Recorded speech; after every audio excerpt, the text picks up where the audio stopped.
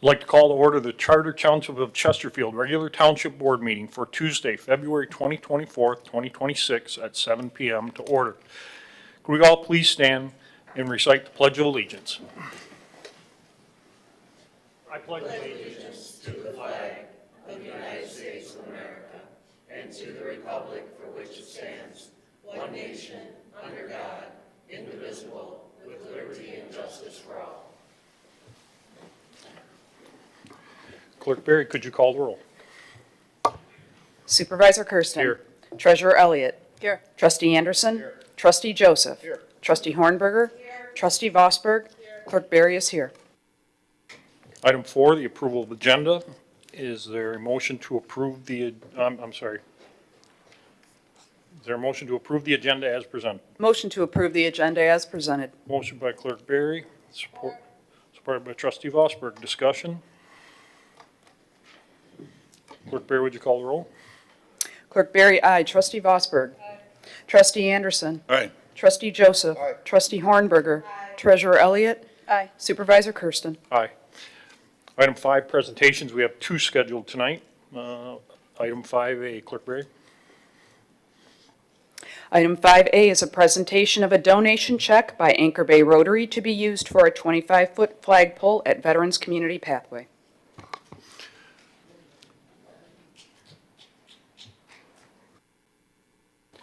It is my great pleasure to stand before you and talk about this group. Since I've been here, the Rotary Club has showed up multiple times for multiple things. As you can see on the screen, now you can see these are just some of the items they've done. From the storyboard to Salt River Nature Center, to the bench at Salt River Nature Center, tree plantings at Pollard.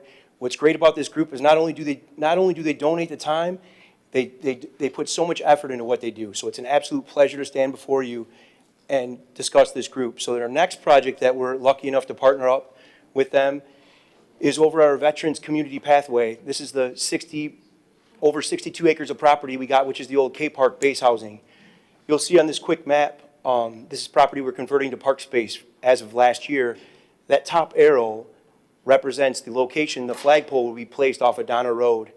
When you pull in, we're planning on putting a 25-foot flagpole that's donated by the Rotary Club. We're super excited about it. We'll talk more about this project later. We've had some meetings over the last couple of weeks. We're excited about our plans moving into the spring, and this is just kind of going to be the first big step this year to welcome people back into that park. So with that, I'd like to introduce Wendy Jones from the Rotary Club to talk more about the donation.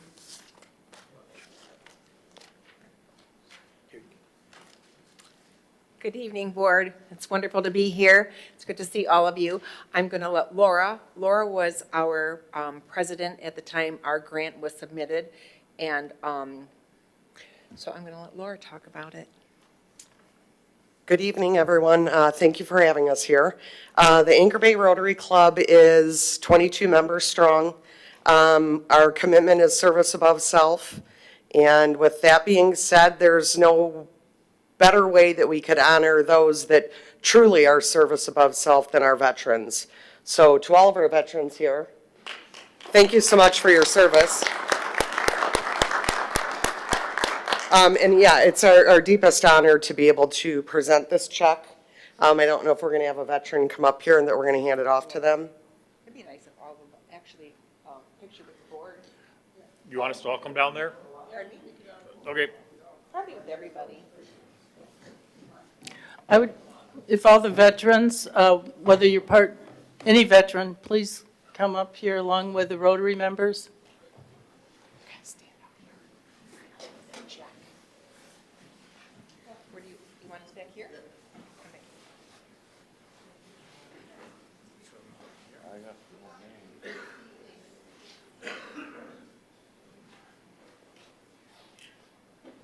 So yeah, it's our deepest honor to present you guys with this check for $6,845 for the flag and the flagpole. And again, thank you so much for your service.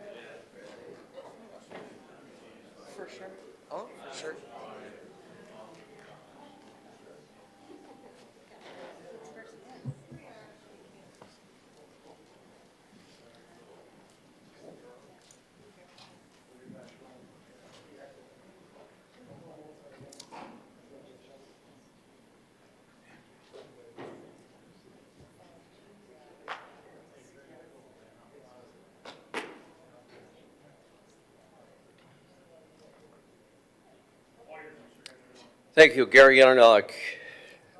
Just want to say a few extra words with reference to the Rotary's participation in this community. My dad belonged to Rotary. I've been in Rotary 50-plus years. My son's in Rotary over in St. Joe, Michigan. Members of the Rotary Club that were in existence, they're deceased now. When my dad was in Rotary, Len Burgess and Walter Jarlis, also known as Mr. D. Frank Rosen, who wasn't a member but very active with the Rotary Club, were very instrumental through the township and the DNR to acquire the property where Brandenburg Park now sits. Our Rotary Club in my youth used to conduct in the wintertime some fishing expos at the park. The park was not developed, private people owned it, but those guys knew the people. And you'd park along Jefferson and you'd kind of like walk through the wilderness of 4 or 5 foot high weeds over some rocks into the lake to go fishing. So this is just another step in the process of Rotary helping out the community. Thank you. Thank you, sir. Appreciate it. Item 5B, next presentation by the Woodhill Group. Mr. Adair.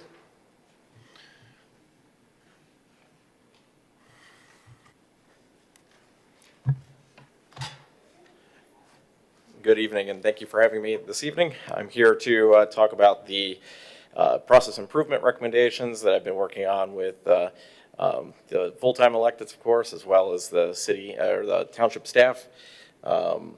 Since my arrival here on October 14th. So we'll dive right in. We were engaged by the township on October 14th. The full scope of work was to assist the township in the final review and approval of its 2026 budget, reviewing the budget actual reports with departments for 2025 and 2026, providing accounting support to the accounting department, assisting the township with its annual financial audit, which is getting underway right now. And this report tonight is this last item that's underlined, reviewing the township processes for the purposes of identifying opportunities for process improvements.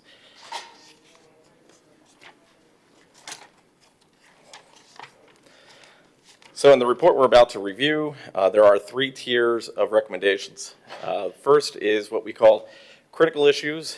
These are issues that we consider essential to the ongoing operation of the township. These should have top priority. They typically are recommendations that are interacting with compliance with federal and state laws. We've identified 5 issues that we consider to be critical to the township. The next tier of recommendations are important issues, and these are process improvements which we deem to be highly effective to the efficiency of the township. These improvements will result in significant staff time savings, cost savings to the township, or potentially both. And there were 6 total of those types of issues identified. And then finally, there's what we call recommended issues. These are process improvements we identified as opportunities for the township to adopt industry best practices. These are still important, but they're not as important as the first 2 tiers. We had 4 of those that we identified. There's important concepts to understand in the next slide here when we're talking about this report. This is not the same as an external financial audit report. These aren't audit findings that we're about to go over today. These are process recommendations. It's an example of, okay, you're doing something that is good or better, and we're recommending best.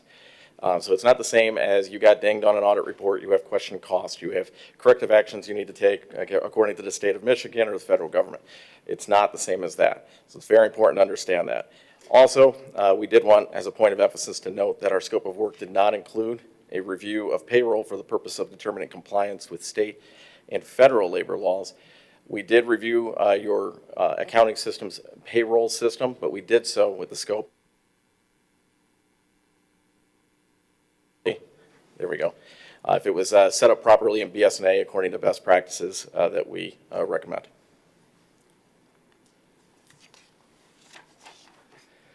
So the first critical level improvement is the lack of grant management in the township's accounting system. There was grant management, of course, in the BS&A software you're already paying for, but it was not being utilized. I'm happy to report that the recommendation that we made, of course, was to start implementing that and utilize best practices in implementing that system. And the accounting staff here has really gone off to a running start on that. I've helped them set up some additional, some new grant templates that they can use in setting up others. We've also implemented accounts receivable related to the grants so that the treasurer's office can simply get an invoice, apply it, not have to worry about the long string of GL project numbers and grant tags that are often associated with those receipts when they come in. So this is a big improvement over what's been going on. We've set up some new general ledger accounts as well associated with federal, state, and local grants to further delineate the types of grants that township is receiving. Our next recommendation was regarding the lack of effective budget administration. The budget was being passed as required by state law. That's fine. But then once we got into the budget year, there was a mid-year budget amendment, and then there was an end-of-year budget amendment. What we're converting to and in the process of doing right now is getting you to a agenda-driven amendment process, where if something comes to you that has not been budgeted for, such as a capital project or an IT contract, whatever it is, if it's not been budgeted, we are trying to get it set up to be not only a motion for you to approve that item, but also a motion to approve the budget amendment at that time. This is best practice. It gets the budget updated in real time as you're approving actions to also approve the spending for those actions. We will also be implementing quarterly budget amendments. That's already underway. The biggest item that's going to be on those quarterly budget amendments is, of course, the new contracts with your labor unions that were passed in December. And those will be coming. They're a very big part of the 2026 budget, as you know. So we're already well underway with this recommendation. Your next recommendation is related to purchase order practices. So oftentimes we'll go to a new client and see purchase ordering being used almost as a duplicate system to your accounts payable system. So accounts payable being and purchase ordering almost being used interchangeably. The purchase order system should just be getting utilized for things that require purchase orders. Your current purchase order threshold is $5,000. We also say that we also recommend that there should definitely not be confirming POs used unless in the case of emergency. You should be, of course, planning out these items again that are over $5,000 when those are known to be occurring. Whether you need a budget amendment or not with the board, that is the time to set up the purchase order to say, okay, here is the expense that we're planning on getting in the next month or two.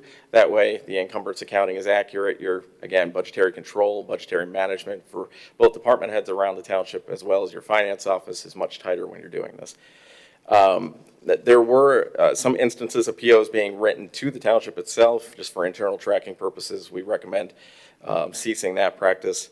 But yeah, again, this is a process that's going to be starting along with a policy amendment that is going to be coming as one of these recommendations here related to the purchasing policy. So recommendation number 4 is lack of effective township credit card management.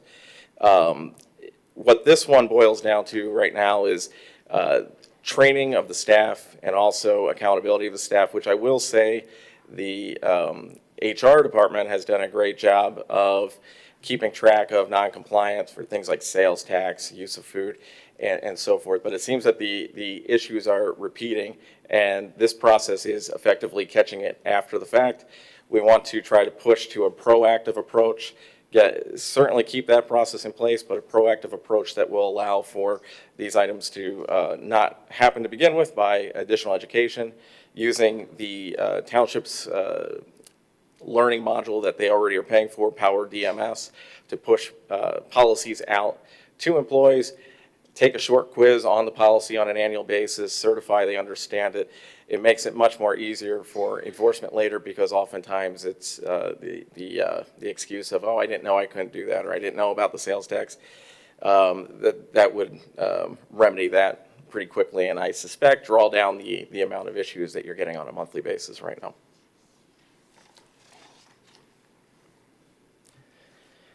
And then recommendation number 5 is related to the need for financial policies and changes to existing financial policies. So there is a list of those that we are recommending for a variety of compliance reasons with state, with federal, as well as with some private industry standards such as PCI Security Standards Council when it comes to how credit cards are handled. The changes to existing policies are up on there now. The purchasing policy APO from 2019, we are recommending to increase from 5,000 to 10,000. That is in line with federal guidance under uniform guidance to CFR 200. So it's a very simple policy then to enforce. There are some communities that are coming at it from an opposite direction to you, where I might recommend lowering it to 10,000. It's administratively the easiest to say everything, whether it's a federal grant, whether it's not a federal grant, is the same threshold. So that's what we're recommending here. And then the 2019 APO for education, training, and travel, we're recommending the implementation of federal GSA meals and incidental expenses per diem rates to replace the practice of employees having to turn in receipts for those items. They'll instead be able to note where they've gone by zip code using the federal website, the gsa.gov website, and be able to tell you exactly what the per diem is, attach it similar to how you would attach mileage or lodging or flight, and then be able to get reimbursed based off of that. It's going to streamline the process for reimbursement and really get us out of the weeds of trying to dissect receipts and itemize receipts and what's allowable, what's not. Per diems take care of all that, make your operations much more efficient. This is a full list of the policies that we've recommended. Most of these have drafts provided already. A couple of them here, the credit card policy and the vendor changes policy, do have drafts that are still due to you, but the rest of these have been given to you for your consideration, including the credit card acceptance policy, capital asset policy, fund balance policy, and grant management policy. Grant management policy is a big one here because that's going to be the one that is going to again, give you a lot of the policy that you're currently missing related to CFR 200 compliance, which is going to be an item on your upcoming federal single audit that is getting underway right now. So I have already shared a draft of that policy with the auditors in anticipation, saying that it's in draft form with you right now. Hopefully we'll get that passed.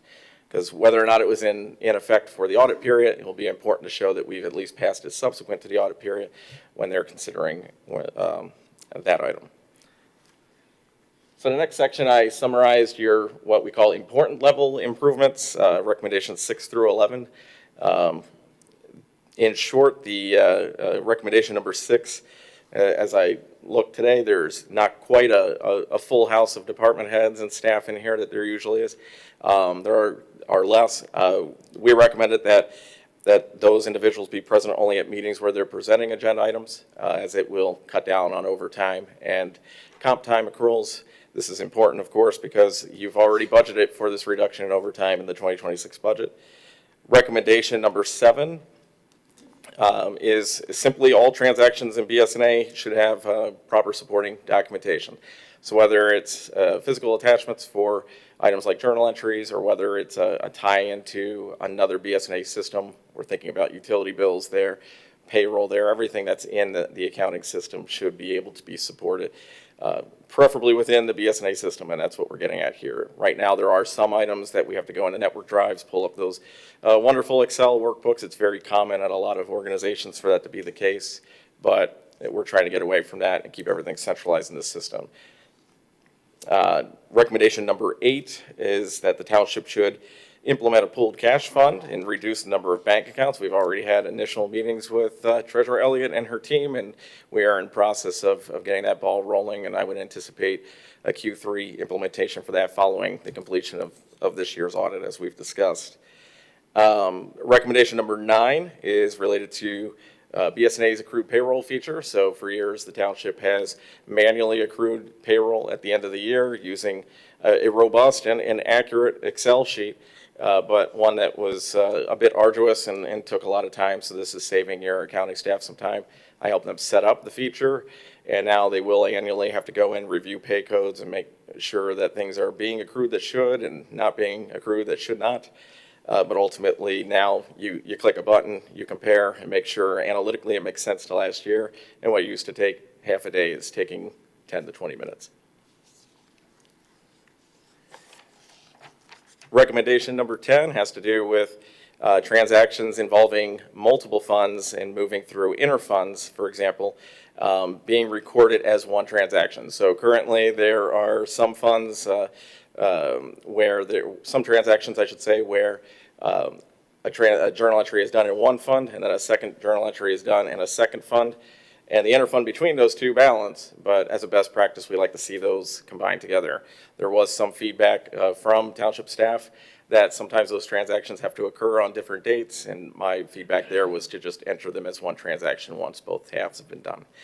That's just going to make it easier to follow along in the chart of accounts, whether it be someone like myself, your finance staff, yourselves, or the auditors, just to keep those kind of transactions more consolidated. And then recommendation number 11 is the use of internal forms. So this is one that I run into an awful lot. So back in the early 2000s or the 90s, you might have had maybe pen and paper, but you might have had the green screen mainframe terminal, and that was a little bit intimidating to use and not user-friendly, so you probably had a data entry clerk who was entering that, and an accounting person such as myself might have used a journal entry form to put the journal entry on a piece of paper, hand it to the clerk types it in. We're still putting things on a journal entry form. In some cases, not every case, but in some cases I noticed a journal entry form just entering the journal entry again. So that's not necessarily support, it's just duplicative, so it's an easy ask to eliminate. And frankly, everyone I talked to was pretty happy about that. It's just one of those things that's just lingering from another time.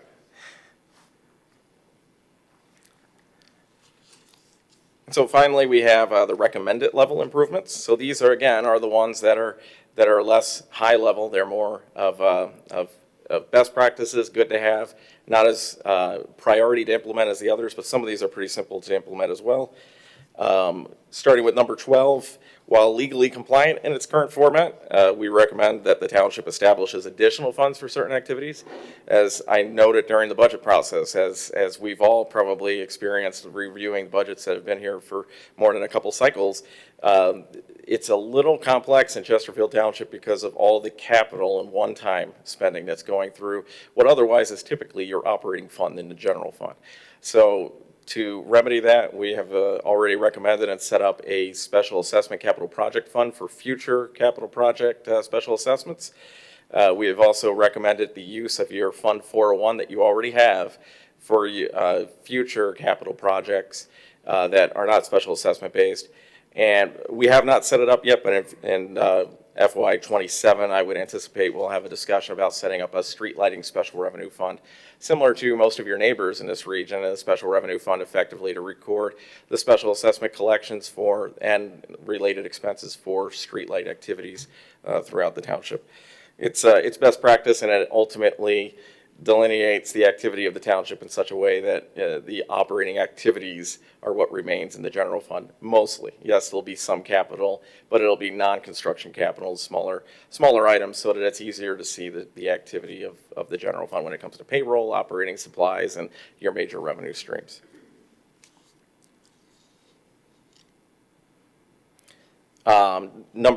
Recommendation number 13 was for allocations and charges of various township functions that we need adequate supporting documentation in order to justify those charges to other departments. So historically, there was the practice of having a lot of internal service charges. They called them ISFs here. that went between different funds. And sometimes the documentation for that may have at one point been well documented, but was hard to find. During the budget this year, a lot of that, and in fact, in years leading up to this year, some of that had been cut out by the current administration. We added back in some that we could justify as part of this year's budget. There are some that did not get added back in this year that I would recommend when we have more time in the next year budget cycle get added back. Most notably your facilities charges, which is based off your work order system traditionally. That is something that, again, we recommend that you roll out in 2027. But in general, regardless of the timings of these and what we do going forward, the concept, there should be a solid rationale for why we're doing it. It should be able to be documented, it should make sense, and it should be something that can be handed over to someone like myself or someone like an auditor, and it should, again, make sense. It shouldn't be just a round number, which was the case in some practices in the past. And then recommendation 14, this was a simple accounting issue. So back in 2015, there was a new program for some of your lost personal property tax called personal property tax reimbursement. Those funds appear to have been getting logged into your property tax revenues. You were budgeting property tax revenues based off of estimates, of course, based off of your assessor of actual property tax revenues. So that those funds were effectively disappearing into that line item, resulting in less accurate revenue projecting, under projecting effectively the revenues. We remedied that, put that in its own account according to the Uniform Chart of Accounts issued by the state of Michigan, and you're now budgeting for them. So that issue is resolved. Again, that's a relatively minor issue, but a good one because, again, it makes your budget more accurate. And then finally, recommendation number 15, employee reimbursements should be processed through payroll. That doesn't change your process of approving the reimbursements at all. It just cleans up your AP database over time, because instead of all of your employees having vendor records in AP, they're now inside of the payroll system. So it's just, again, more efficient, easier to do, just requires a pay code setup that's, of course, free of tax deductions, and then you're off and running on that process. So that's one that hasn't been done yet, but it will be an easy one to implement when we have time to do so. So that concludes this report. I also had a project update of just the overall scope of my project, but I did want to pause for any questions at this time related to the report I just went over. Questions from the board on Trustee Bossert? Thank you, Mr. Supervisor. I'm just going to ask 3 questions. I have more, but we can talk offline too. Just the last one you put up there, the employee reimbursement. So would that be, so if somebody's getting reimbursed for mileage, for example, that'll show up on their payroll check as Correct. a line item on their payroll checks Yeah. that you're referring to? Thank you. And then the other is related to beginning that grant, the grant management itself. So before it was just money coming in, money going out, and not necessarily being, is this more of a, I understand there's also requirements for grants too that come with the grant. Would that all be included in that grant Yeah, so, management? and to be clear, historically, of course, you've had federal single audits and you were able to successfully complete those. And that's because the grant management was effectively happening in a series of grant tracking Excel workbooks and a combination of just piece together information and network drives. And did it work? Yes. Is it efficient? Absolutely not. Mm-hmm. Specific to this one and why you see it so high on the list of recommendations is because the Super Circular 2 CFR 200 actually requires you to have in your chart of accounts the grant readily identified as to what the grant is, what the ALN number is, all of those things, so that you can run a report to say, here's all the revenue, here's all the expenses. If you don't have that, technically you're out of compliance with that. Whether or not it was written up here historically is immaterial to this discussion. To be in compliance going forward, the BSNA grants module, you're already paying for, no additional cost to the township, resolves all these issues going forward, because all that information is in the grant module now, and they're all tagged, the appropriate transactions are all tagged throughout your chart of accounts. Great, thank you. Yep. And then the last question I was going to ask you is you recommend using the federal rates for meals and miscellaneous expenditures on a daily. Sometimes people, I attended conferences where meals are included. How do we account for that? Or I'm just wondering if you have experience with that, how that works? Yeah, so there are two schools of thought in implementing these. One is a simple form that says, how many days were you traveling? The days are declared, the per diem is paid off of that, no questions asked. I take it maybe a step further than legally you have to, because it's not my responsibility as the township to be worried about what you as an employee are claiming. But I want you to check a box that says, I am saying that I spent at least or more this much money, and it can substantiate this with receipts. So I always recommend a box check that says that on the form. The reason being is because it's not going to be your problem as a township, but the employee could get audited. And of course, we're putting that on their paycheck, like we said earlier, or an AP check, whatever it is. Taxes aren't coming out of it. It's a reimbursement. And so if they've only spent $30, but they're getting 75, then they have taxable income of $45 in that example. So it's almost a little defense mechanism to save your employees from making tax mistakes. But to your question, like, how do we know? You don't. They may choose to eat lunch at effectively the expense of the township in that example. However, the per diem is for the whole day, so there might be, for example, a dinner expense too anyway, and maybe that doesn't matter. It could matter, though. That is the downside.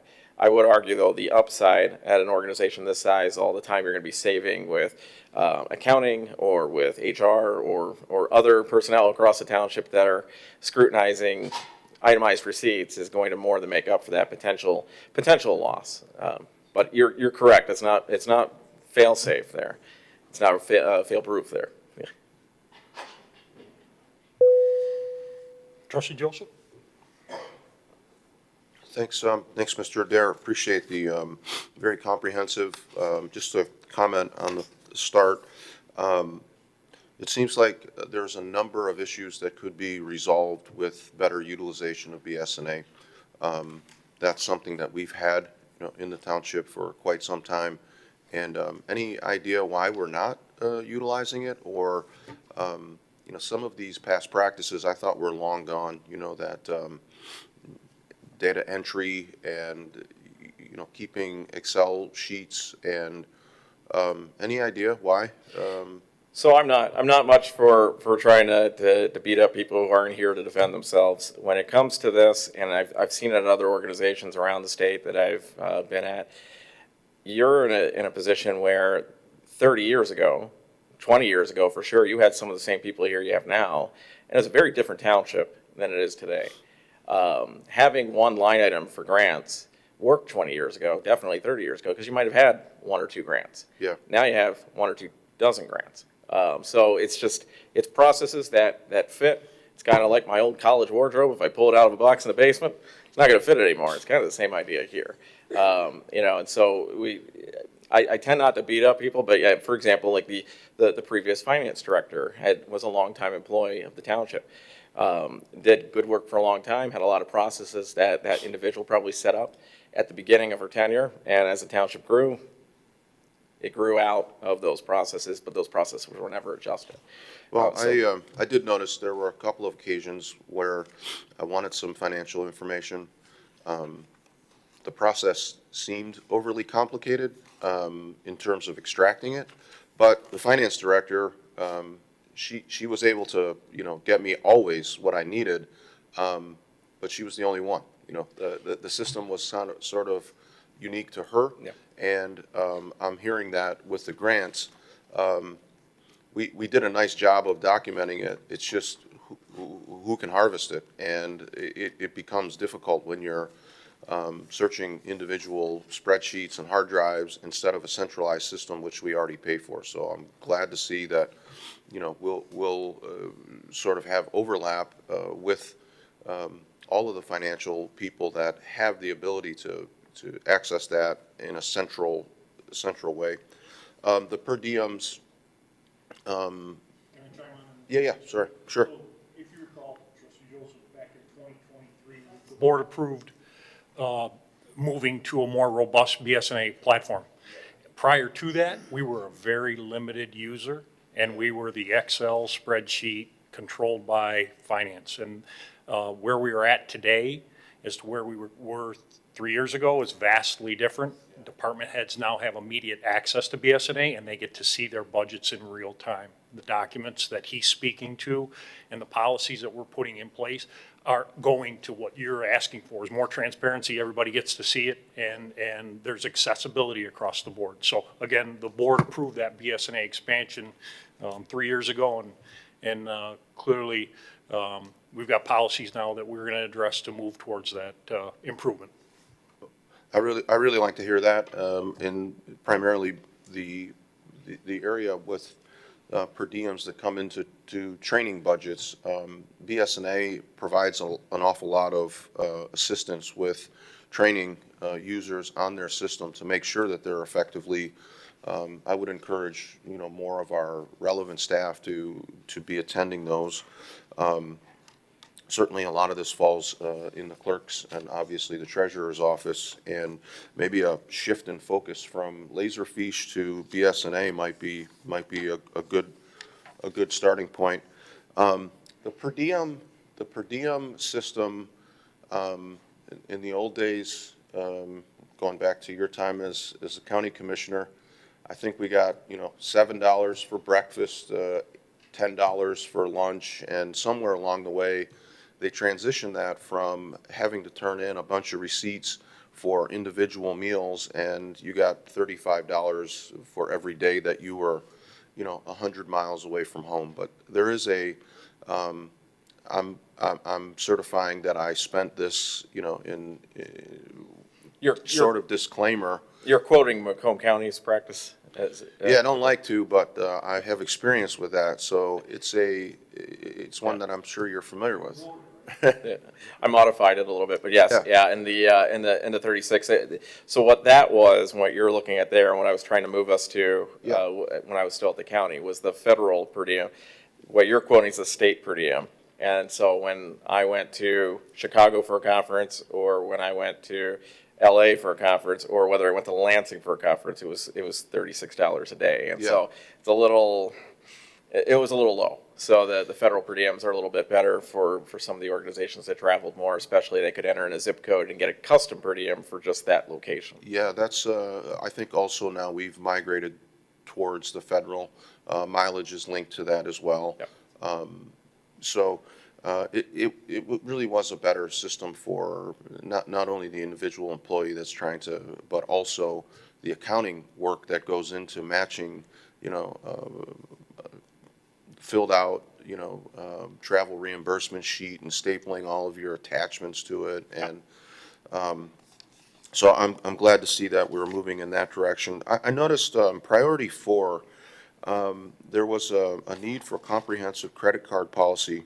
And there was an indication in the recommendation, noncompliance with the policy should be directly tied to personal discipline procedures.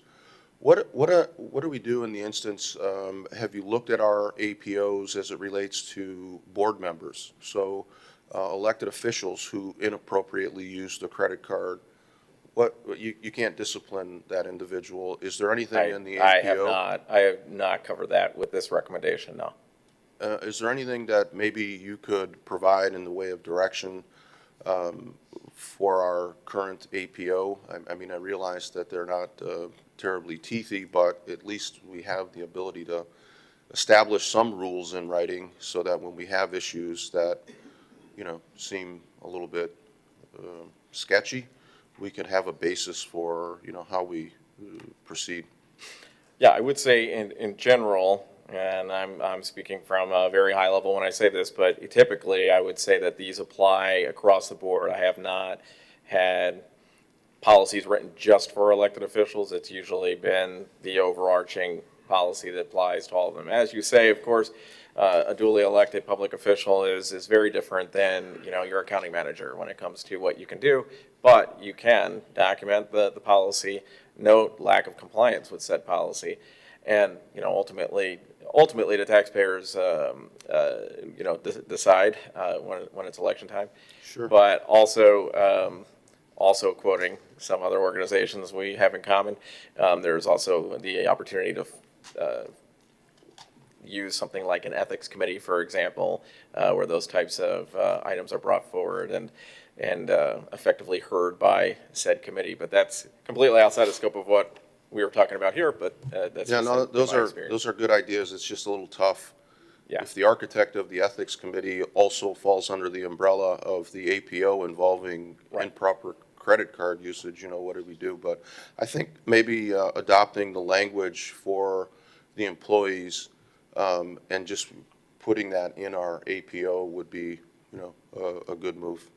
Thanks, Mr. Adair. Absolutely.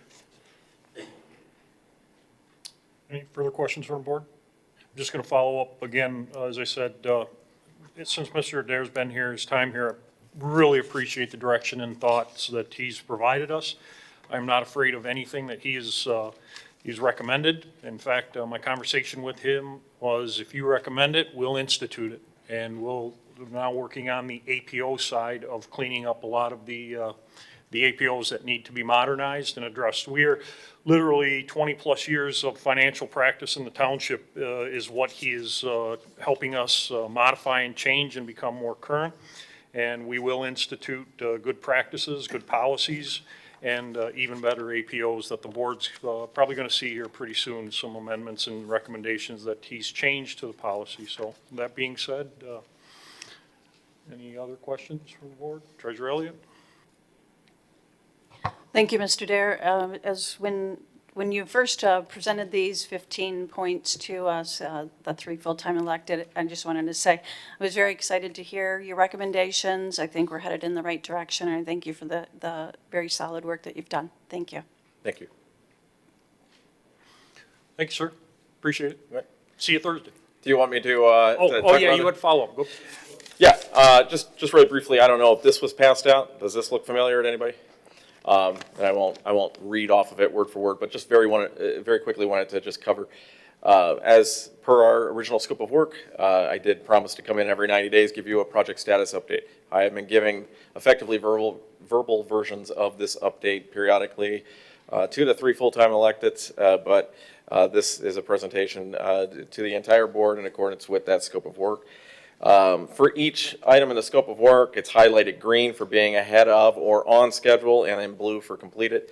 I'm happy to report that every item in our scope of work is considered to be either ahead of, on schedule, or completed. Nothing's behind right now. I did want to just point out a couple quick things on this, the BS&A review. Obviously, I just gave you my presentation on my review of BS&A. I have it at 90% complete because there's always that outlier that we might find during the audit prep especially. In fact, oftentimes these reports on process improvements are done after an audit prep cycle, so that anything I didn't find during my first couple passes through BS&A should shake loose during the audit. I don't anticipate that, but that's why I'm saying that that's still open just in case.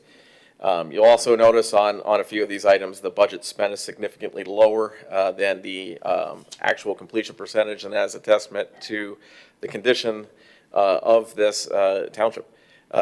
There were issues and recommendations that I made, as you see, and they're numerous, but I have walked into communities that were in a lot worse shape, so when I'm building a scope of work, I have to pad my budget accordingly to anticipate maybe there being a ton of bank accounts with a lot of issues with bank reconciliations, which was not the case here. Or a lot of issues with the chart of accounts where things are just totally miscategorized. That was not the case here. So what you're seeing there is 90% of the work done, 34% of the budget spent. That is savings off the original proposed fee. That should, again, the fee was for the entire scope of work, but barring any disasters during audit prep, I would think that there'll be savings to the township based off of where we'll end up versus where we originally quoted. Budget meetings and administration, that's again kicking off some of those concepts about budget administration that I just talked about. We had meetings at the end of 2025 for the final budget amendments that were presented to you in December, and we've also had meetings with department heads for the beginning of their 2026 budgets. Just make sure right off the bat, it might seem a little early to be talking about 2026 with them already, but if there was anything that was just an error or omission or something that they honestly, forgot to put in the budget on their end, whatever it is, I say error and omission, I mean error and omission on finances end or on theirs. We're just kind of reconciling those, making sure that you have a true operating budget that is going to cover you through the end of December. Those amendments will be coming to you as part of the Q1 amendments later on in either April or early May. On the next page, the 2026 budget, as you know, is passed, so of course that one's marked as complete. Accounting support, that's where I kind of laid out the most detail because sometimes accounting support feels a little minutia, but it's everything and anything. It's anything here from healthcare fund analysis I did at the very beginning when I got here to obviously setting up the accrued payroll feature we talked about earlier, providing miscellaneous questions in general to the accounting coordinator, your purchasing employee, your AP clerk, just whatever is needed. Obviously work with Clerk Barry as the one who's statutorily in charge of the general ledger to make sure that all of her questions are being answered as well. So that's what that's covering. Again, under budget on that as well. Audit prep assistance, I do want to point out, there's a very little amount charged there. That's because we're just getting underway. So it's not necessarily linear to the dates of the contract. We have a lot of back-end expenses to expect there. So just forewarning there. I'm trying my best to stay under budget, but I'm not that good. Well, I'm sure we'll be utilizing a lot of those hours, and we already are as we get those SureLink requests filled that Raymond's asking us for. And then finally, contract negotiation assistance. You may have noted that was on the original scope of work, but in conversations with the HR director shortly after my arrival, she did not need that assistance. So we just stopped that function and marked it complete, and hopefully again be able to save a little bit of money for the township there as well. So if there's no questions, that was the end of my presentation on where we are as of today. Any questions from the board? Again, Mr. Adair, more than satisfied with how you've been performing. I sent your presentation last week to the board, and again, any recommendations you have, I said we will institute them and we will make the proper changes, and it's a lot of work, but we will do it. So again, thank you very much. Appreciate it. Yeah, much appreciate it. Thank you, everybody. Item 6, department reports. Start out tonight with Josh.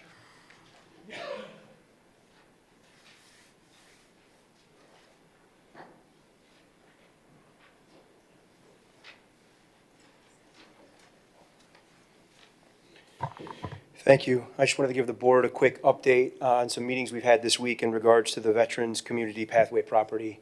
Karen, can you go back one slide to that map?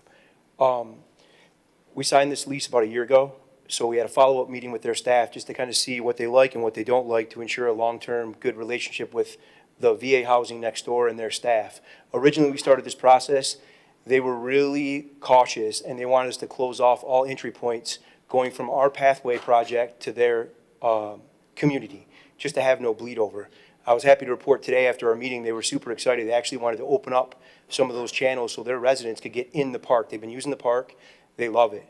So we talked about some improvements and some concerns, and I'm just going to be real brief and go through those so we're all on the same page.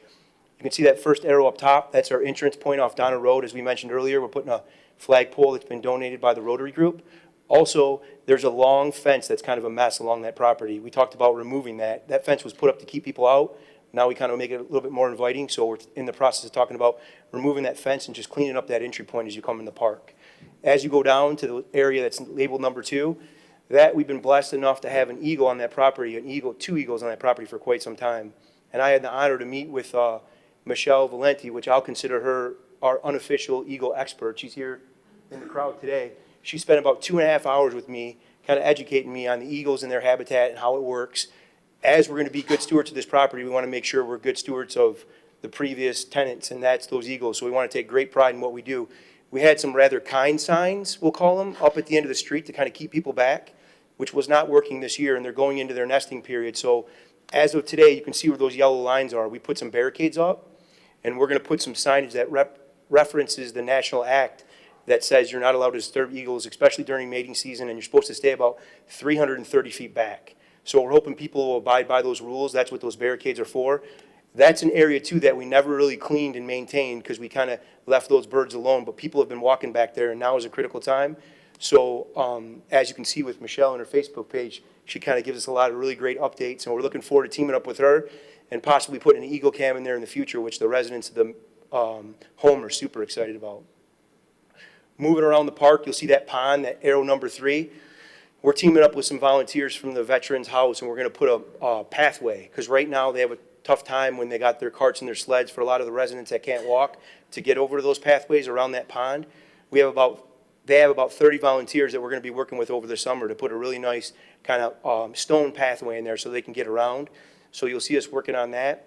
And then slide down a little more, number 4, you'll see where those 2 roads, those were blocked off. Those were stub streets that they couldn't really get through. When they did that development, they kind of cut them off.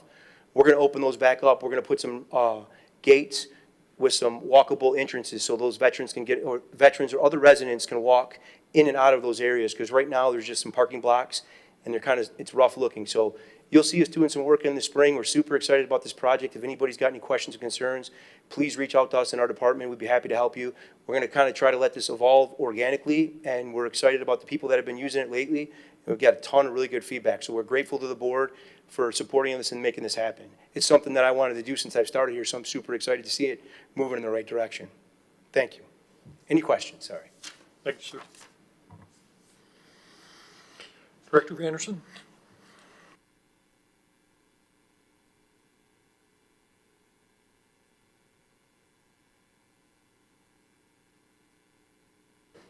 Hello. A couple program and event updates for upcoming items that we have. Our Youth Baseball League registration is now open. Mondays and Wednesdays, children ages 5 to 10 can play at Pollard Park. Our league includes practices, games. Each player receives a jersey, hat, and medal. That season begins mid-April for the spring season, so be sure to register now. A new offering we have this season at Pollard Park is the Adult Softball League. This one is for active adults ages 18 and up who want to be kids again. April 19th through June 7th. Those are Sundays at 5:30 p.m. We'll have a softball league. One of our special events coming up, Easter, has a new face to it. This one will be hosted at Brandenburg Park.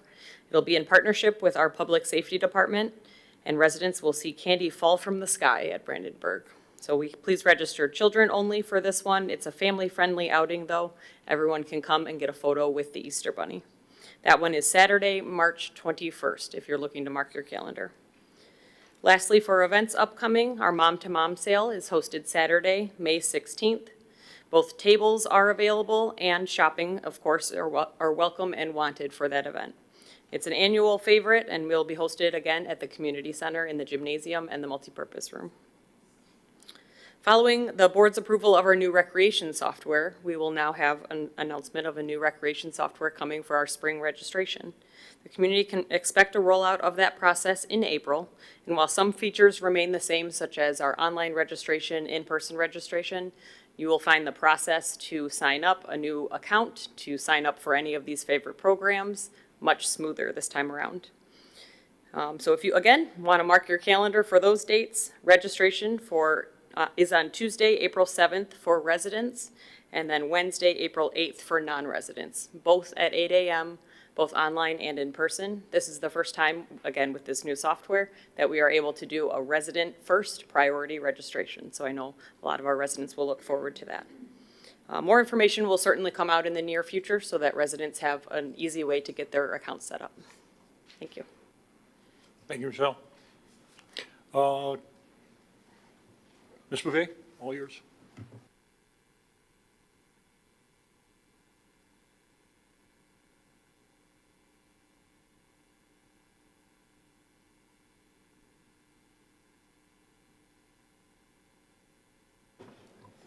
Good evening, thank you. I am going to give a brief explanation of understanding our assessment change notice. I believe all the board members have a copy, and some copies were also given out to members in the audience, and to let everyone know that this is also available on the assessing's website page. So understanding this assessment notice, in February, assessment change notices are mailed out to all property owners. This form is required to be mailed out annually, 14 days prior to the first day of the March Board of Review. This notice advises property owners of the proposed changes in your property tax values. It contains details regarding your principal residence exemption, which the box is typically 100% that or 0%. 100% would allow you to be exempt 18 mills from the school taxes. So that would mean you are a primary resident of your property, so you qualify for that 100% exemption. A new line item on here is disabled veterans. This is new to this form this year. It specifies whether a disabled veteran or a surviving spouse of a veteran qualifies for the exemption. So there is criteria, and to qualify for this, you must be 100% and totally and permanently disabled. Currently, right now, we have 298 veterans that qualify for that. Furthermore, on this, the classification of the property is according to primary use. We have residential, commercial, industrial, and agricultural properties. The change in value from the prior year is listed. This notice lists the approximate increase or decrease of tax dollars for your upcoming 2026 tax bill.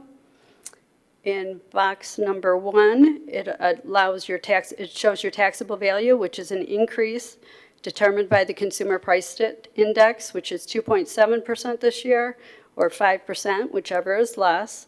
The taxable value will be used for the calculation of your property taxes, but it is important to note that Chesterfield Township does not have any discretion over the taxable value increase. The increase in taxable value is strictly mandated by state law as a result of Proposal A, which was passed in 1994. In box number 2, it lists the assessed value, which is 50% of the true cash value of your property. This is determined by using a 2-year sales study period. We analyze the sales of similar style homes in a particular neighborhood to determine this value. In box number 3, it says tentative equalization factor is 1. This typically does not change unless there was a factor that was applied from the state. And that hasn't happened as long as I've been in assessing, over 25 years. So box number 4 is the state equalized value, which also refers to the SEV.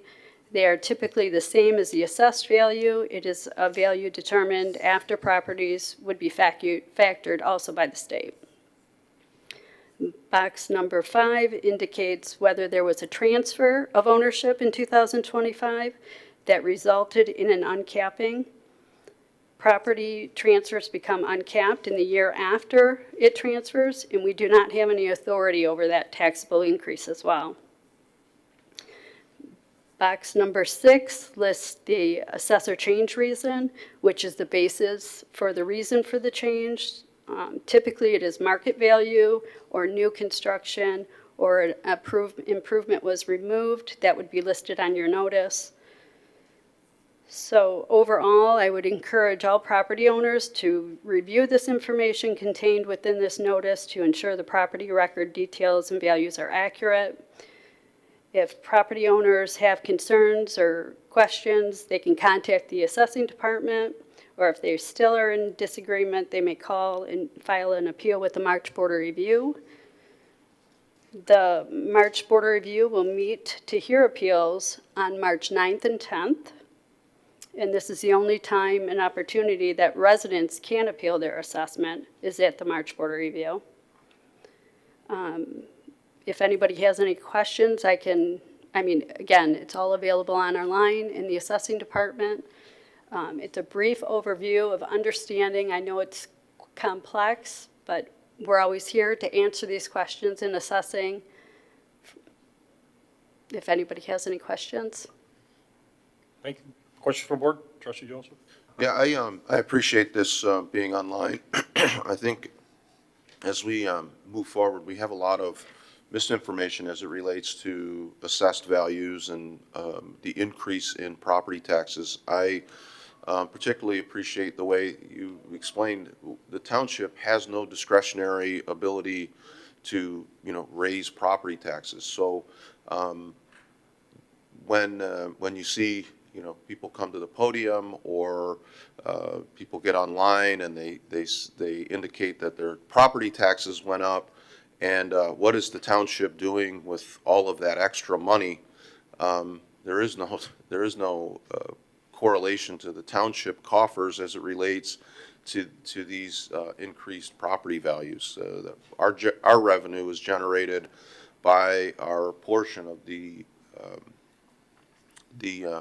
money that's sent back to us through the state and not directly attached to property values. So, if people are out there, this, I think, helps to clear up some of the misinformation. The township can't take the extra money from their assessed value going up and buy a fruit market, or, that we don't have that ability. This is state revenue sharing is basically how we operate our revenue stream. We're just the collector of the tax. So I appreciate this being available. I know that you said it's on the assessing website, but maybe just a few scaled down bullet points for the township website might be helpful, because I'm sure the treasurer's office gets inundated with, questions about what are you doing with all that extra money, and there really isn't. So This was also available on social media. We did put it on our township social media sites. Yeah. So it's available as well. sometimes like very detailed information can be a little overwhelming, and I'm thinking maybe a scaled down version that just hits some of these bullet points might be helpful, in addition to. But Sure. I love the detail, and it really does spell it out for those who are interested in educating themselves before they go forward and spew that kind of stuff. But appreciate it. So, Thank you. You're welcome. Thank you. Trustee Bossberg? Thank you, Mr. Supervisor. I don't want to belabor this, but I either misunderstood the previous speaker, but on our tax bills, when it shows the amount that is for the township millage, that is money that we keep. That does stay here in the township, right? We don't have to turn that over and have it be recalculated and sent back to us? We have a millage rate that we do, yes, it's collected, yes. We collect it and And it it stays stays here. here. We don't have to turn it over and have it. That is correct. Okay, thank you. Any further questions for the board? Thank you, Carrie. Appreciate it. Treasurer Elliott, you're up.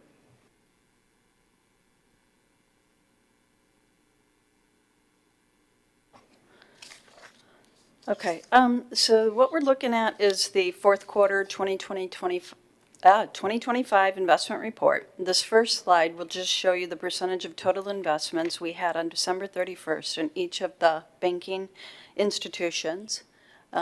Go ahead and go to the next slide.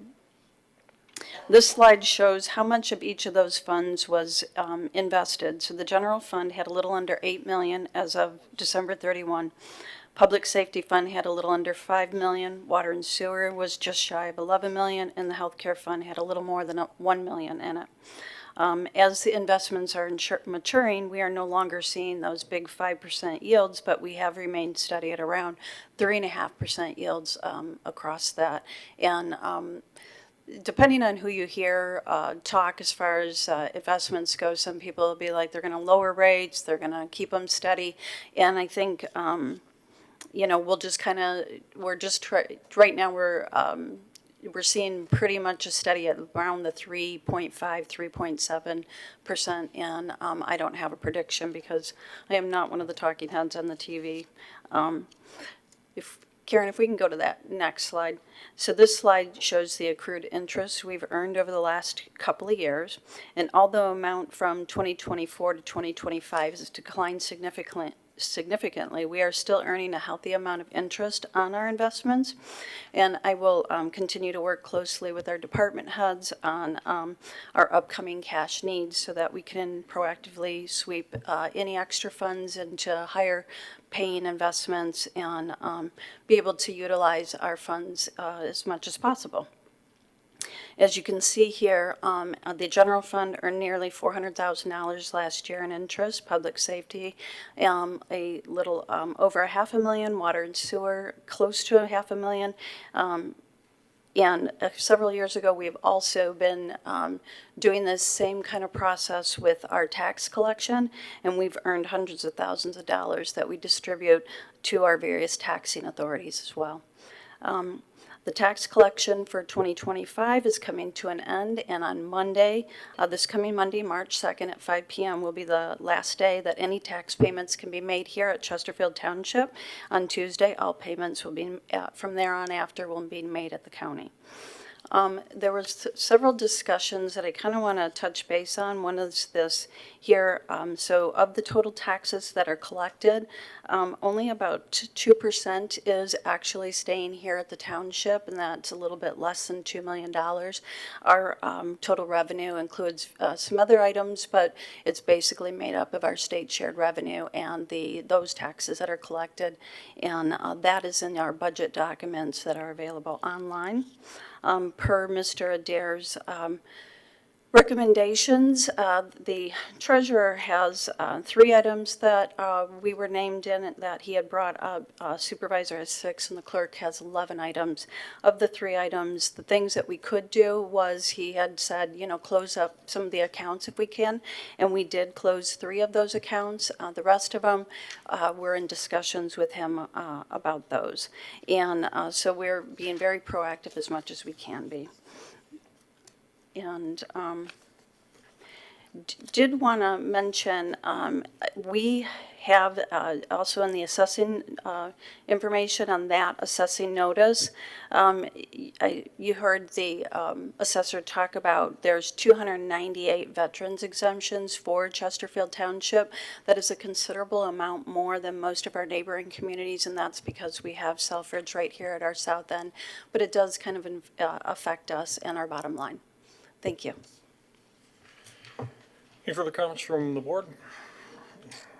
Department reports, I will move on to item 7, public comments on agenda items only. There's a 3-minute time limit. If you would please state your name, not required, just so we can keep track. Public mic is open. Comments on the agenda items only.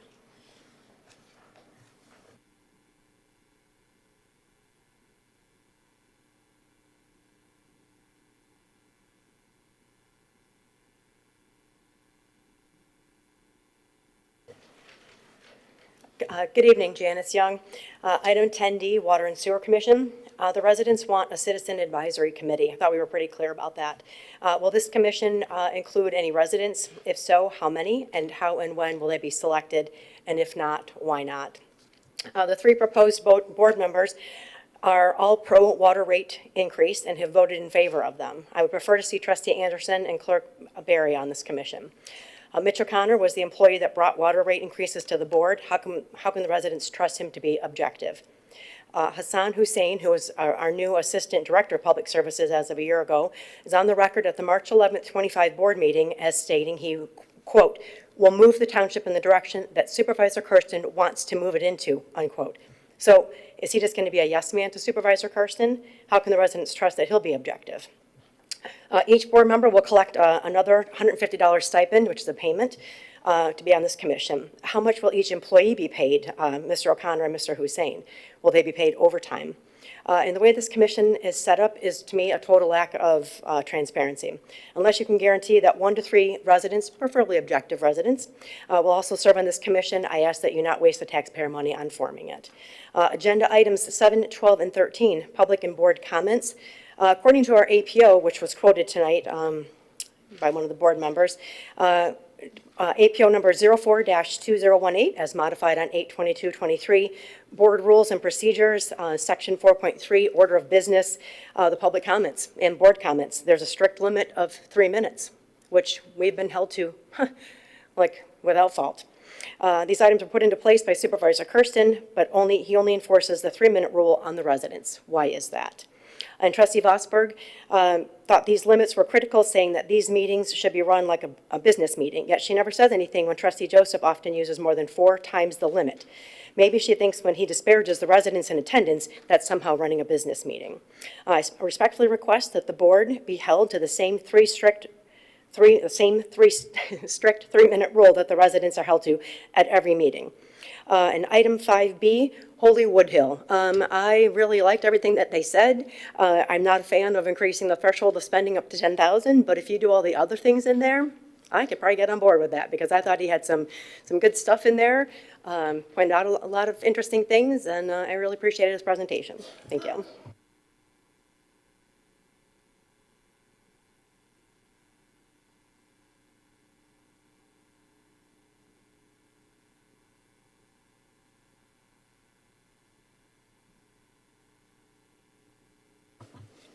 John Speaka, Chesterfield Township. Item 5B with Woodhill. I was pretty impressed what he had to say. I hope the township continues to accept his implementations on what he suggests, so we can make any corrections on things that aren't correct, and we can move forward in the correct manner. Item D. As far as the establishment of the Chesterfield Township Water and Sewer Commission, again, I'd like to see some residents on that commission. So I'm not happy with all the members that were selected to be on this water commission. I mean, Supervisor Kersten, I don't think you should be on this commission. Kathy Vosberg, I don't think you should be on this, and Trustee Hornberger, I don't think you should be on this. I mean, these are all people, all of you that voted for the water increase in the township. Yeah, you can sit there and smile and smirk, but as a taxpayer in this community and as a resident, I'm going to give you my opinion, and that's my opinion. So it should be residents that care about this community that should be on this board like what we used to have. And then the other thing is, how do you establish another board when the Water Commission from the past is still in place? That was never dissolved. So before you move forward with something new, don't you think you have to get rid of the old water board, or do we just keep creating commissions as another way to create stipends so board members can get more money? So I guess that's the loophole to juice the taxpayers, right? But we're on to you. So just keep going. And as always, we will, keep a close eye on you and give you our opinion. Thank you.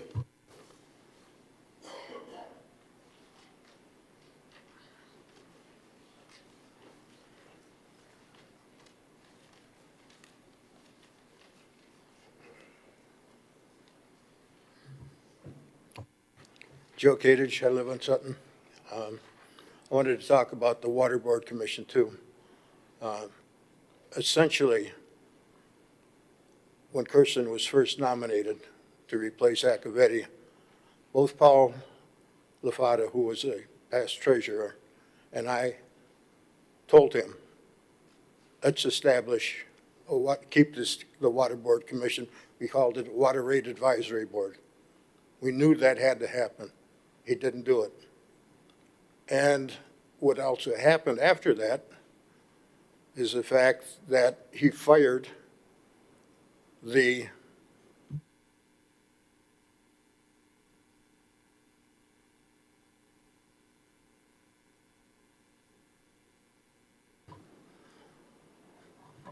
Now you're cutting me off? Thank you. Anyway, he fired the whole office wing. There was nobody in that staff running that department. They brought Mitch over, who was the engineer. And what that allowed him to do was control that department. Not only how the people were there, but how the funds were spent. And over the years, we noticed that the monies that were included in the charges to the water and sewer people, your bills, included money for depreciation and replacement to the tune of about $3 million a year. Now, that whole time he's been here, up until last fall, there was no major replacement done. And there was no accounting for where the money went to. That's why we kept asking, what is the size of the enterprise fund? And it didn't change from when he came in up until then. It should have been 12 to 15 minutes, $12 to $15 million higher. Now, between Paul and Janice, they found out about a little known, it's not a bill, but it was a state Supreme Court decision between Bolt and the city of Lansing that said, if you charge or you tax something as a government for a particular thing, that can only be spent on that. Well, we were charged, but didn't see where it spent. It went elsewhere. I was interested to see what this Woodhill Group would come up to as to where it went. Now, when that came out and they got in case anybody, there's a lot of games played here, and we don't know where that money went to. And nobody's volunteering. But that's the reason I don't think this ought to be established. If you want to establish it, go look at Macomb Township, see what they do. They have lay people that do that, work on that commission. It's just not down to, particularly the people that are going to be on there, that you're going to pay $150 a meeting for. This whole thing is wrong. It's not wrong to do it, but the people that are on it are wrong. And I'm hoping that the Treasury does come through and validate what we think happened at the meeting. There was a reason that all of a sudden our finance director stopped working. 18 years she worked here, directly to you. And things happen. And there's been no accounting for it. I was hoping that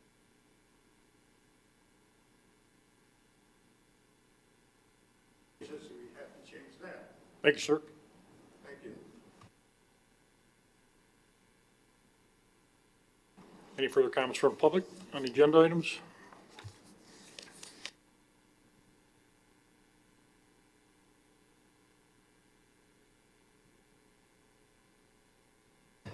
James Locke, agenda item D, same thing. Yes, we need a commission. I even mentioned it. I'm glad you decided to go along and then establish a commission.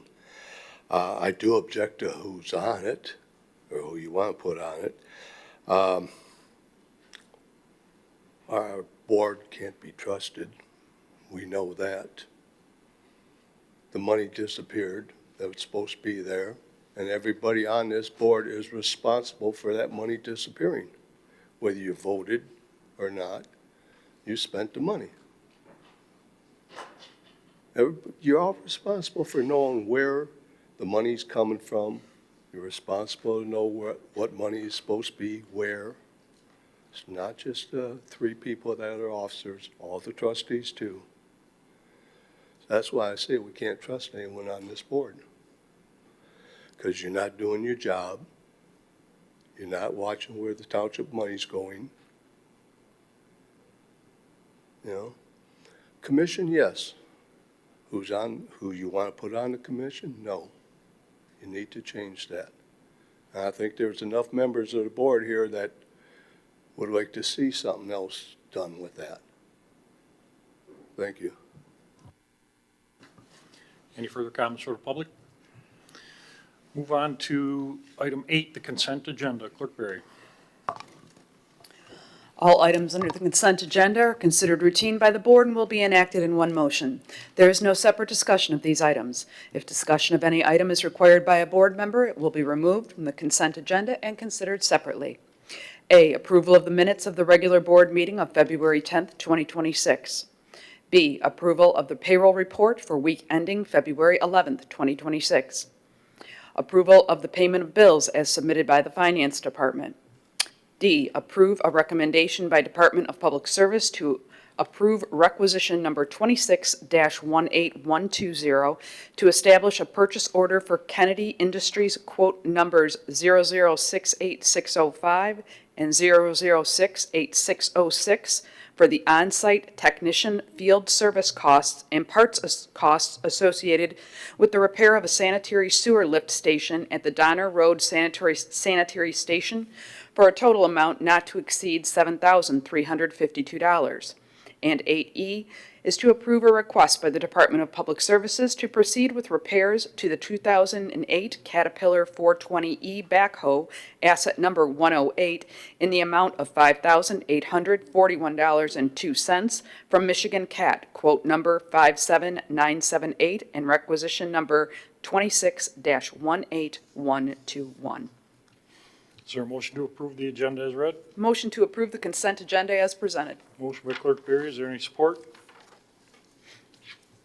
Support. Treasurer Elliott? Discussion?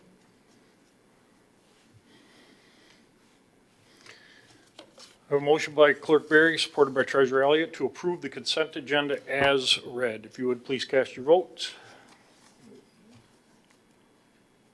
Results will appear. Hold on 1 second.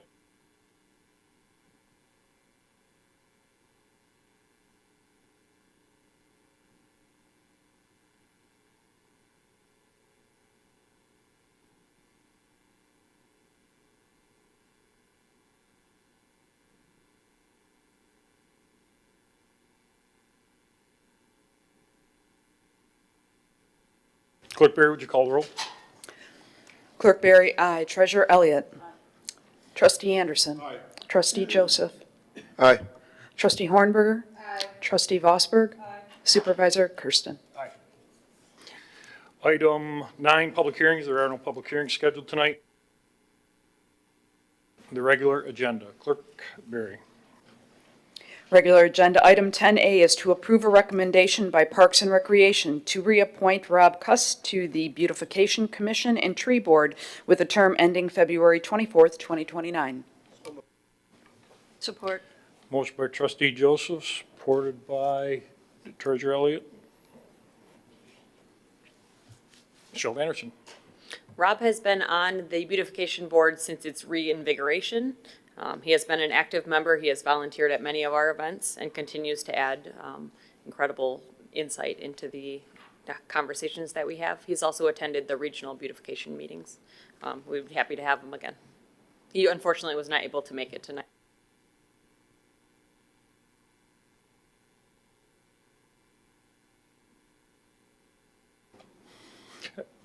Any discussion from the board? I have a motion by Trustee Joseph, supported by Treasurer Elliott, to approve the appointment. Clerk Berry, would you call the roll? Trustee Joseph. Aye. Treasurer Elliott. Trustee Anderson. Aye. Trustee Hornberger. Trustee Vosberg. Clerk Berry, aye. Supervisor Kersten, excuse me. Thank you. Item 10B. Item 10B is a recommendation to accept award of the Summer Discovery Grant through United Way Southeastern Michigan. Motion by Trustee Joseph, supported by Treasurer Elliott.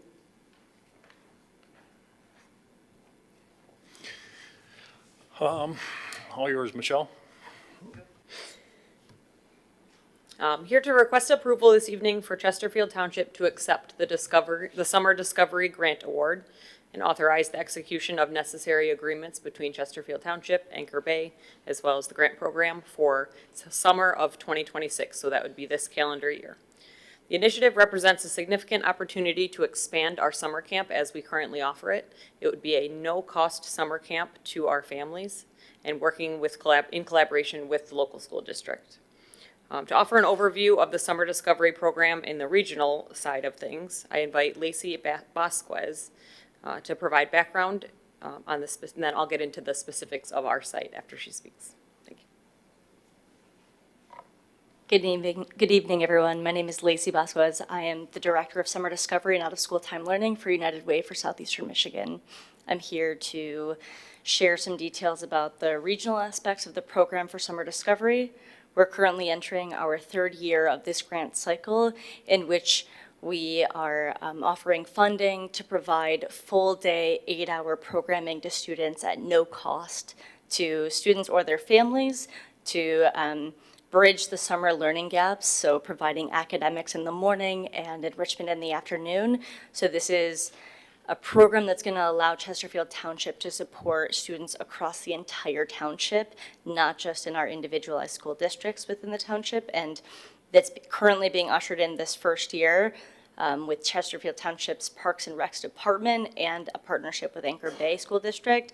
And next year, we anticipate that expanding across other districts in the township. And happy to answer any other questions, but very excited to announce that the current plan in its iteration would see 3 sites within the township serving about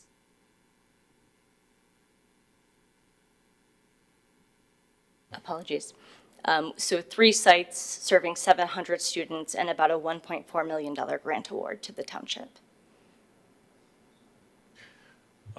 Questions for the board? Mr. Johnson, do you want to come to the podium for me? Yeah, I would love to So, invite. Mr. Johnson, Township President, approached me about this concept. He's on the United Way Board, and he said, hey, I need to come and talk to you. So we met in our office one Monday morning, and he ran the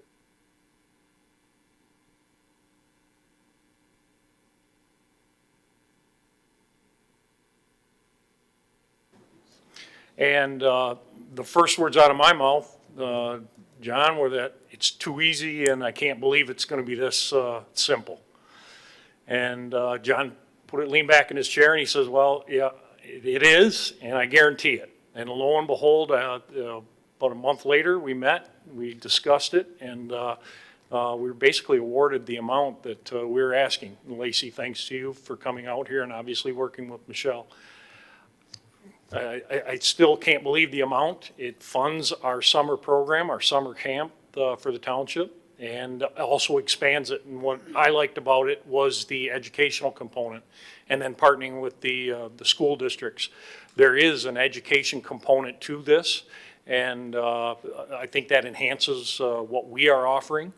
And again, going back to Mr. Johnson, I can't thank you enough for bringing this forward and bringing it to our attention, at least giving us the opportunity I don't think we would have had.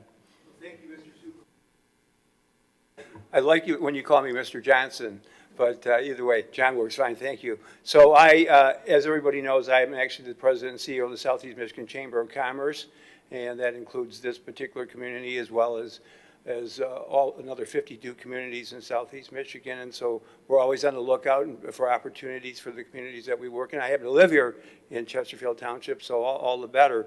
But I've been on the United Way Board for about 1.5 years now, and I've been looking for something of substance to do on behalf of the board, and I saw this opportunity with the Ballmer Group. For those of you who don't know who the Ballmer Group is, Steve Ballmer from Southeast Michigan, one of the original founders of Microsoft and the 6th wealthiest man in the world. So he came forward to United Way and offered $500 million in assistance over 5 years to communities in Southeast Michigan, but in particular Wayne, Oakland, and Macomb County. So I saw this program and this opportunity, and I grabbed onto it right away. And we've been working with other communities here in Macomb County as well. It's amazing to me that it's been actually an effort to get people to want to even take the money that we're offering to them and participate in the program. I've been stunned by it, but Brad grabbed onto this right away and really understood it. And I had a difficulty with believing it was almost too good to be true. But so we're going to get $1.4 million from United Way. There's no strings attached to it. It's going to be a 5-week program, and it's going to be about enrichment and education. But what it's going to do is going to relieve a lot of our families here of the burden of feeding their kids breakfast and lunch. We're going to feed them breakfast and lunch. We're going to get them to the sites, and we're going to make their lives better as a result of that and relieve some of the moms and dads of daycare issues for at least for 5 weeks of their life.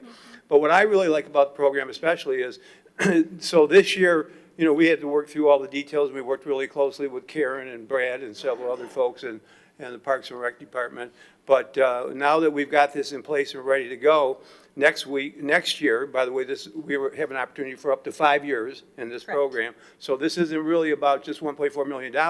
It's about $1.4 million to this township for kids and families over the next 5 years. So if you do the numbers, $7 million is what we're talking about here this evening. And it may very well be the case, depending if the Ballmer Group is satisfied with our performance at United Way in Wayne, Oakland, Macomb counties, it might even outlive that. So we can't promise that part, but 5 years, $7 million to Chesterfield Township. And so we at the Chamber are glad to have been part of facilitating that. And by the way, I will let you know that in this county this year, as a result of the efforts of United Way and the Chamber's role, myself and Maria, our Vice President, worked really hard on this project, but we're going to bring roughly $20 million to various school districts and municipalities here in Macomb County. So if you look at that, you know, the Chamber has been responsible, we're going to take some credit here, for, you know, the next 5 years, if you will, at 20 million, if it stays at that level, about $100 million that'll bring to this county for families. But we expect next year, based on the fact that so many school districts decided to participate this year, that there'll be more that'll come on board next year and even bring more money to the county over an extended period of time. So thanks for the opportunity. Thanks for a chance to make a difference in the lives of people. And thank you, Lacey, for your leadership. Thank you, Brad, for understanding and appreciating this. Thank you. And again, when we had our initial discussion, I leaned back in my office and said, this can't be true. And then I confronted Lacey with the same thing. Really, is when we meet with Anchor Bay, I leaned back, is this easy? And Lacey came through. United Way came through and really appreciate it. So I'm proud to host it. I think this is a positive, you said, John. And again, thank you for bringing it forward. Yeah, God Questions bless, from the God bless board? everybody. Trustee Joseph? Thank you.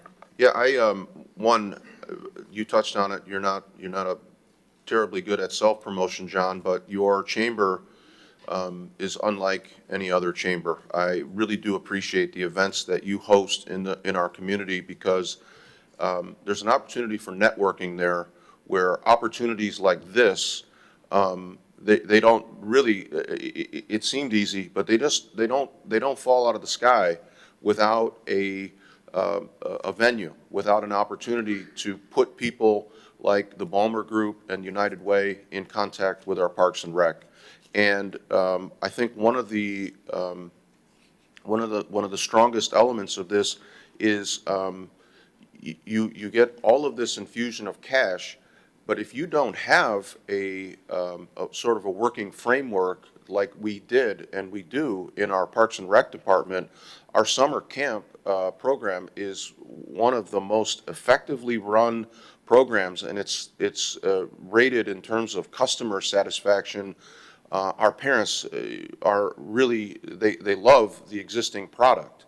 So to have a framework to build around an infusion of cash of this magnitude really does take a, you know, Ms. Vanderson was here 2 weeks ago talking about taking our program, our Parks and Rec program, from good to great. This is the benefit of having the framework of something that our township residents invest in, which is our Parks and Rec. Our Parks and Rec investment allowed us to run a summer camp program for years and years. And then when an opportunity came by way of the Southeast Michigan Chamber networking and putting us in contact with the great people at the United Way, you know, magic just kind of happens. But there was a lot of work that was done by the Chamber to get people into the room for these opportunities. And they happen at Chamber events on a fairly regular basis. And I don't think I've been to one of your events where a speaker didn't get up and talk about an opportunity that they realized because of their affiliation with your chamber and how that put them in contact with another really solid person who was looking to invest and help whatever the cause is. You name it, from women's shelters to men's shelters, economic opportunities for small businesses, putting them in touch with advertisers, and all of the things that are necessary to grow in a way that enhances communities. And you're attached to about every good thing that we have going on in this township, from our chambers to our historic village to our Friends of Chesterfield Police and Fire. And I'm really, really appreciative to you, your son John, your Vice President Maria, for all of the just the positive energy that you flood this township with time and time again. And it is seemingly like unbelievable, because 1.4 million with we don't have any matching funds, we don't have any commitment to staffing levels for the next 10 years. No, just enhance what you're already doing well and get more kids that could benefit from a summer learning camp is really the mission. And I can't just say enough about how much I appreciate the Southeast Michigan Chamber for all of the work that you do, not just on this grant, but and our Parks and Rec Department, and of course, the United Way that brings us this great opportunities. Thank you all. Thank you, David. Trustee Bosworth. Thank you, Mr. Supervisor. Thank you for this opportunity. And I have a few questions from Michelle, please. So will this be, we'll be utilizing our grant software, part of the BSNA, to administer this? Definitely. Okay, great. And who will be our grant coordinator for this? But I will be the grant coordinator as the lead of it, and then Aaron Ducharme will be our lead on site, coordinating the summer camp program as he typically does. Okay, it's my understanding from reading the material that you had sent me that we will also be keeping the data for the schools as well? Mm-hmm, But absolutely. they'll obviously have to provide it to you, but you'll be the one reporting it then? Yes. As the fiduciary of the grant, we'll still coordinate all of the communication back to the grant itself. So that includes attendance reports, pre and post assessment of the students, and all of our attendance from all three sites together. I can go through the details of it if you'd like. I have details set up here. That's fine. And so do we have, it's also my understanding that we will receive some services from the school, but in return, us being the fiduciary, the costs involved doing that are sort of a trade-off then. Am I correct in that? Absolutely. All right, yeah. do we have a contract for that or a letter of understanding? We will have one signed if the board approves tonight. We will have that signed and bring it back to the board for review. Great, thank you. Thank you very much, everyone involved in this. Would you like me to go through the details of, or whatever? Yeah, go ahead. Okay. So just a quick overview of it. It's, again, as Lacey said, regionally based. Macomb, Wayne, and Oakland counties have all been a part of it, and it was in response to that need for summer camp and need for a cost-effective summer camp. The program that we will be offering will serve for entering first through entering 10th grade, what they call rising first and rising 10th grade. There are specific structure requirements for it, including a minimum of 20 instructional days through the summer. We have planned for 6 full weeks, and so if we don't have, for whatever reason, camp one day, we still have an available day to host that educational piece. So we have some leeway there. Average of 3 hours per day, and that includes English language arts and math instruction. It can only be in person. So again, checking the box there. The program must operate 8 hours a day, so that includes that 3 hour of academics, but then also enrichment around it. Student to teacher ratio of 18:1 will be maintained throughout the entire day. That's something that we actually are familiar with being a licensed summer camp. Our licensing is actually less than that, so we'll maintain a 10:1 teacher to student ratio. Teacher meaning camp counselor during the enrichment portion. Qualified teaching staff have to be current certified teachers, former teachers, or actively pursuing a teaching license. Again, a lot of our summer camp counselors that we currently have and plan to come back are on this path to become teachers or are actively teachers. But we will also be able to hire additional staff. This is one of the areas that Anchor Bay was interested in helping out with, where they have a lot of staff interested in working summer camp, but not enough spots for them. So they will definitely send people our way as we put out that application for township jobs. The way we will organize, one last thing. The standardization, the pre and post assessment will be needed, the pre and post program surveys, and then ongoing enrollment and attendance. It is important that the students are not only signing up for camp, but that they are coming to camp. So it will be a daily attendance tracking that we will take place both at our sites and at the Anchor Bay sites. We will collaborate that information together and then hand it off to the grant on a daily reporting. And then just completion of all those data submissions, that will be the township's job. As far as how Chesterfield will look, this is the information on what our site will be. We'll have 3 sites in total. 2 will be at Anchor Bay sites and 1 will be at the community center. Each of those sites have their own capacity. When we filled out the grant application, we actually didn't look at capacity, we looked at realistic numbers. What Anchor Bay has had at their summer enrichment program, the summer school program with the education piece on it, and then what we know we would be able to fill with our current program and then expansion beyond outside of those Anchor Bay students. So what you see on the screen is the capacity for those groups, but again, using those realistic numbers. Our community center site chose to go with a rising 1st through rising 6th age. What that is more closely aligned with our current summer camp, so we are not changing our site too much. But the Anchor Bay site, knowing that they're able to do summer school for older ages, they're going up to rising 8. It'll be a Monday through Thursday education, Friday being a full enrichment day, and we will plan combined field trips across all sites. And then the day itself will be 8 a.m. to 4 p.m., June 15th through the 31st of July, skipping the week of 4th of July. Leading to your question of who will give what, Anchor Bay will provide bus service for their Friday field trips, so all sites will have bus service by Anchor Bay. Breakfast and lunch will be provided at all sites. Laptops for those pre- and post-assessment, staff curriculum training. We're good at the enrichment part, but we do need help in the education piece of it. And so Anchor Bay will provide the staffing for all 3 sites. The staff training for all 3 sites. For the Anchor Bay sites, the 2 sites that they have, they will provide daily bus service. So that's something that families of Anchor Bay students have come to know. They have that currently with their program, and they will continue to do so right to the site. And then marketing for their Anchor Bay. As far as Chesterfield, we will do all registration. So if any student, whether you're an Anchor Bay student or a Lance Cruise student or a New Haven student, you will sign up through Chesterfield Township on our website using our new software and be able to sign up for any of those 3 sites. Reporting of the daily attendance and the assessments, as we spoke.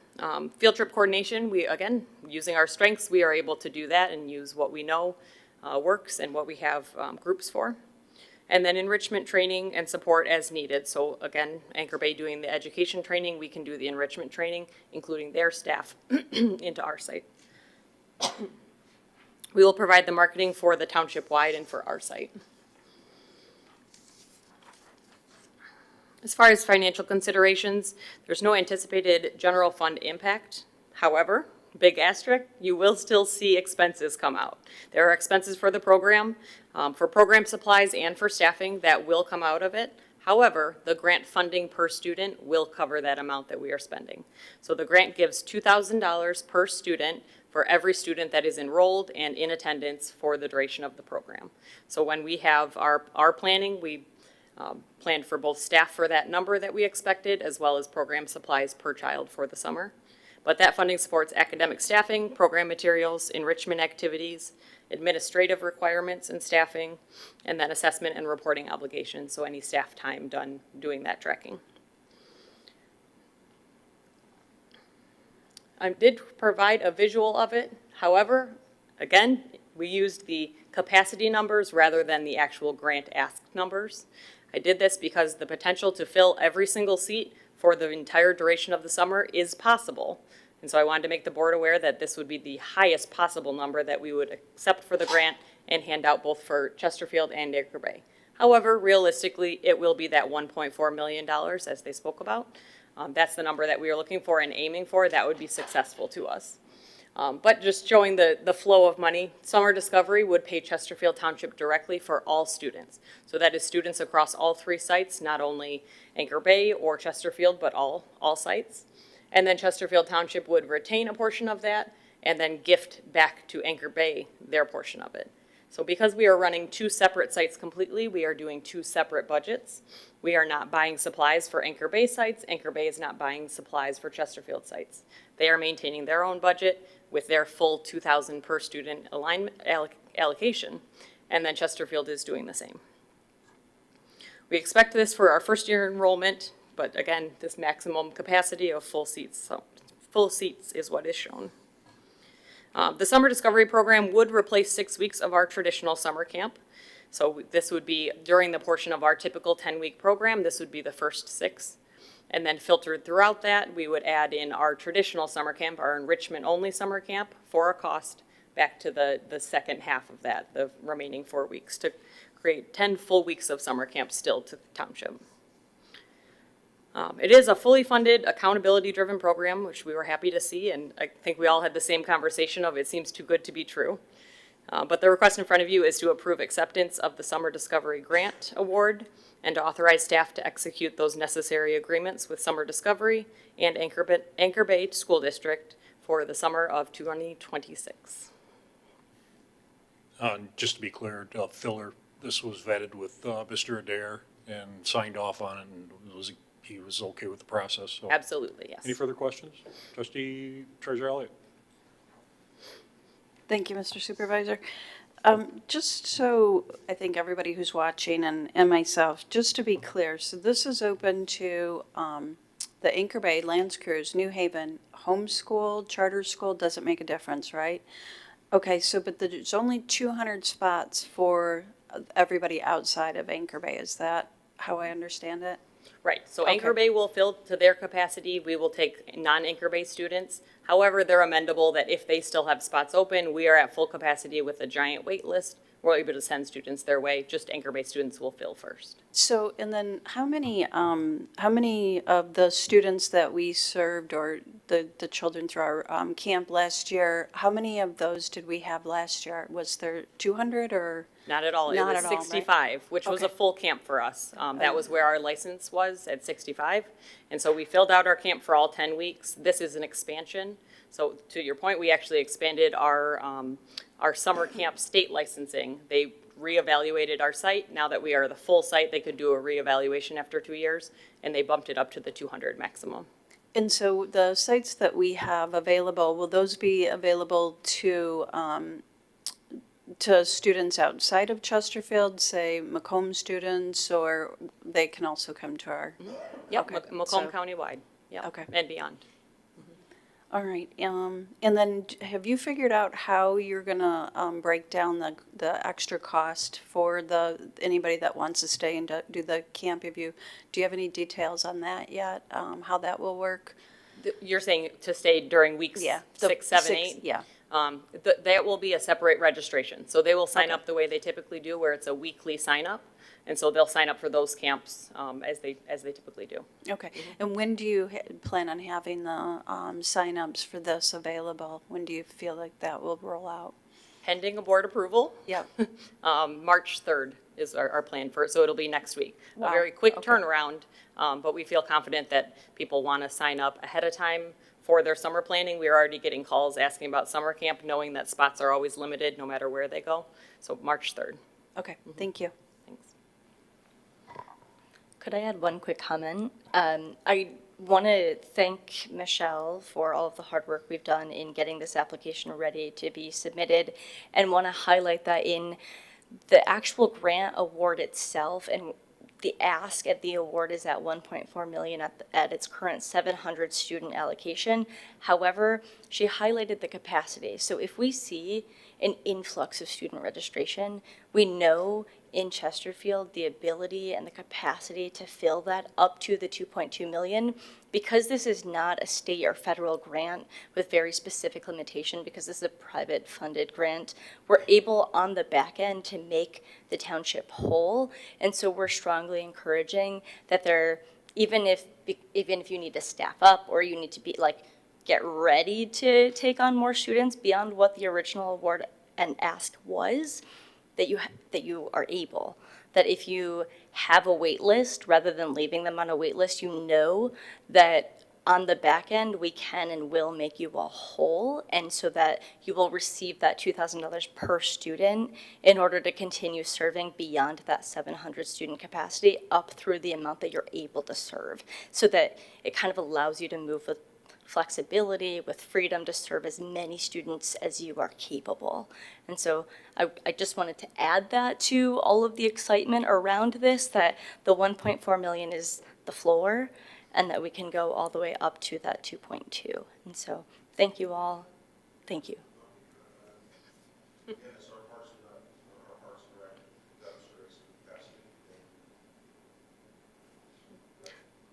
Trustee Bossert. Thank you. Just a follow-up question. I happen to think of it. Anchor Bay Schools providing transportation, is that only in their district, or will they provide township-wide? That is just in the Anchor Bay district, for Anchor Bay students attending the Anchor Bay sites. Okay, They'll so have if transportation. any students that apply and are accepted not in Anchor Bay, they would need to provide their own transportation, the Correct. families would? Mhm. Okay, all right, thank you. Thank you. Any further questions? Treasurer Elliott? Was Lance Cruz part of the conversation? Were they, but they just couldn't do it? Correct, yeah. Okay. We invited conversation with New Haven and Lance Cruz and Anchor Bay. It was not feasible for this year, for either Lance Cruz or New Haven. But interested for future years, knowing that we're able to grow, and the more students we have, the more that the grant can support. Yeah.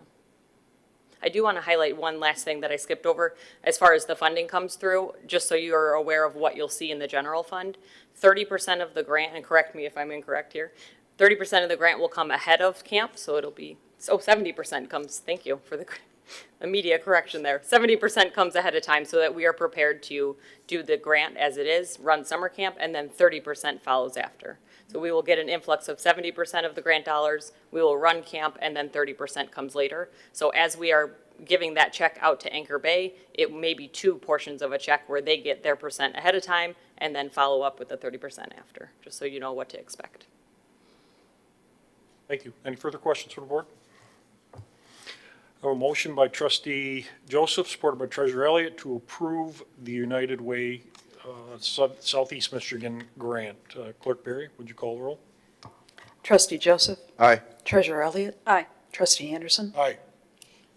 Trustee Hornberger? Aye. Trustee Vosper? Aye. Supervisor Kersten? Aye. Clerk Berry, aye. Item 10C, thank you. Thanks for coming out here. Item 10C is to approve a recommendation from engineering to authorize Spalding to Decker to provide construction administration, engineering, and inspection in the amount of $132,496 for the recently awarded Jefferson Pathway Phase 1 MDOT LAP project. Supervisor Kersten will make a motion to approve. Is there any support? Support. Trustee Hornberger? Thank you. Mr. O'Connor? Good evening. This project was bid earlier this year up in Lansing by MDOT. It is the, I'm going to call it red portion of this pathway. It's Phase 1. It starts at Sutton Road in Jefferson, heads southwest, and then northeast up towards the township property, and stops about halfway up to Sugar Bush. It is being partially funded by a TAP grant, and also the county has agreed up to $300,000, a capping amount of $300,000. This specific agenda item is for the construction engineering for Spalding to Decker,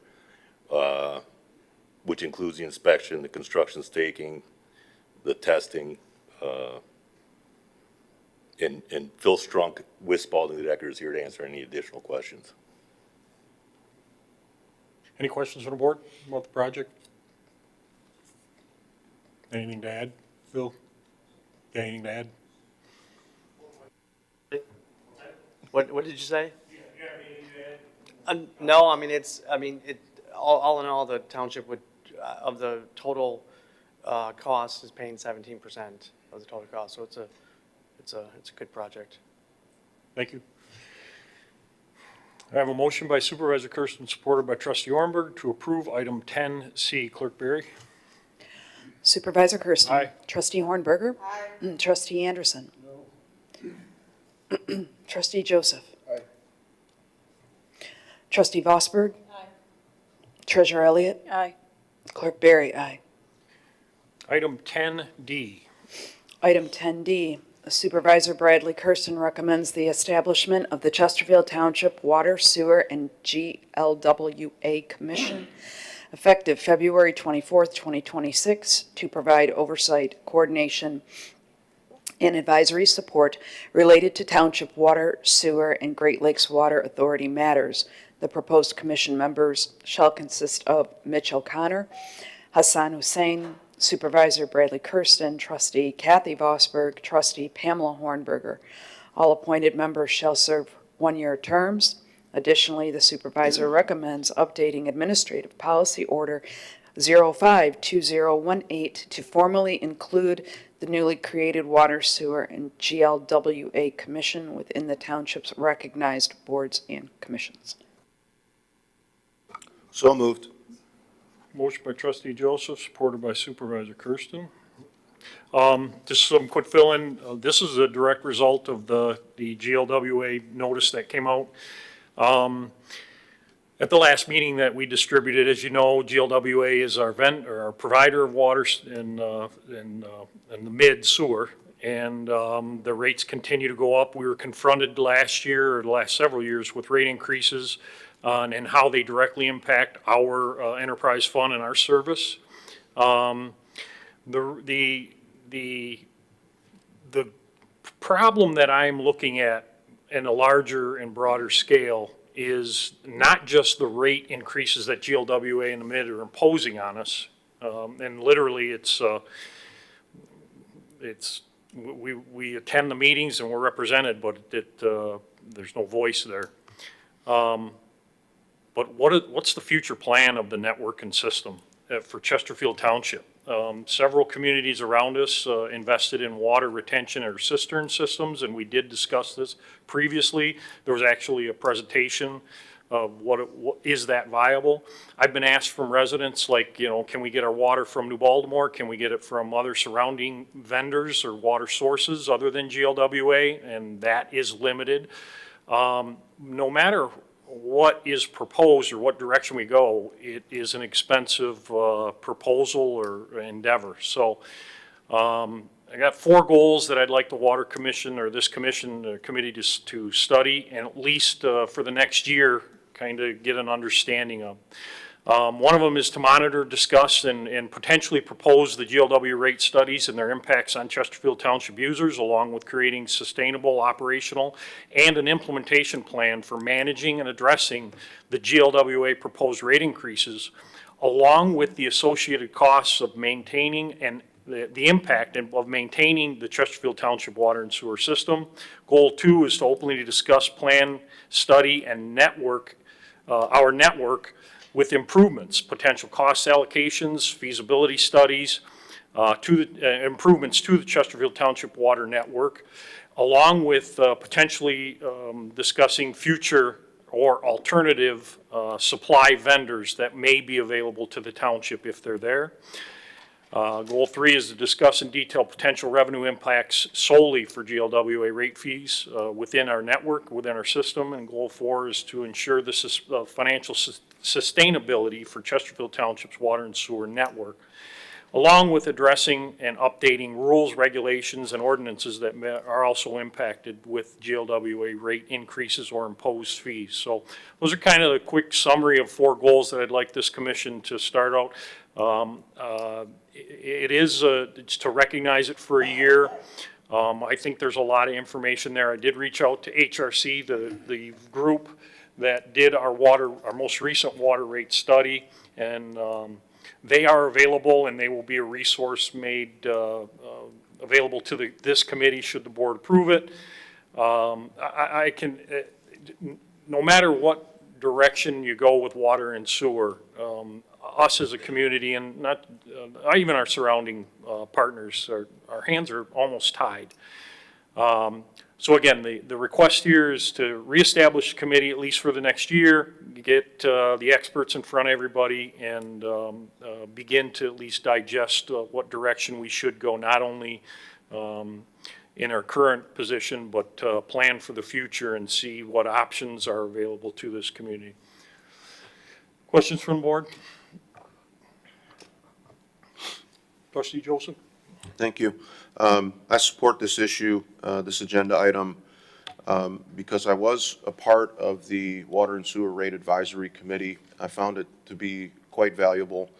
At the time that our committee was formed, there was a proposal coming out of our township engineer and the supervisor's office to increase the rates to the tune of about 50% over a 5-year period.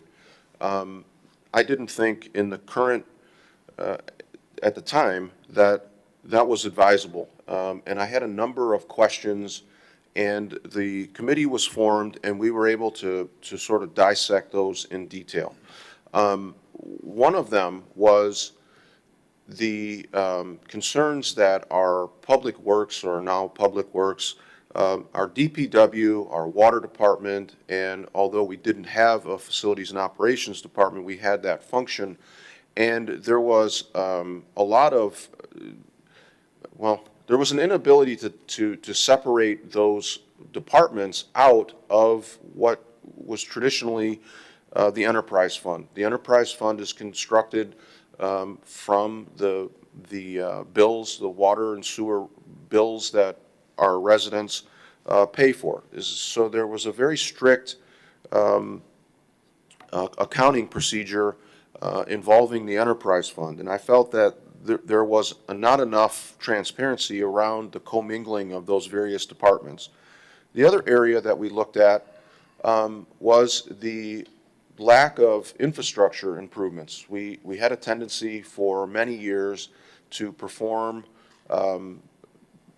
capital improvements on an emergency basis. We were doing a lot of emergency repairs, even though we had, going back over a decade, we had the benefit of the SAW grant, who that grant gave us the ability to really get a deeper understanding of our infrastructure and what was in need of repair. But we didn't really act on that in a maintenance way. And as I say, we found ourselves repairing things at an emergency rate, which is considerably higher than instituting a capital improvement plan.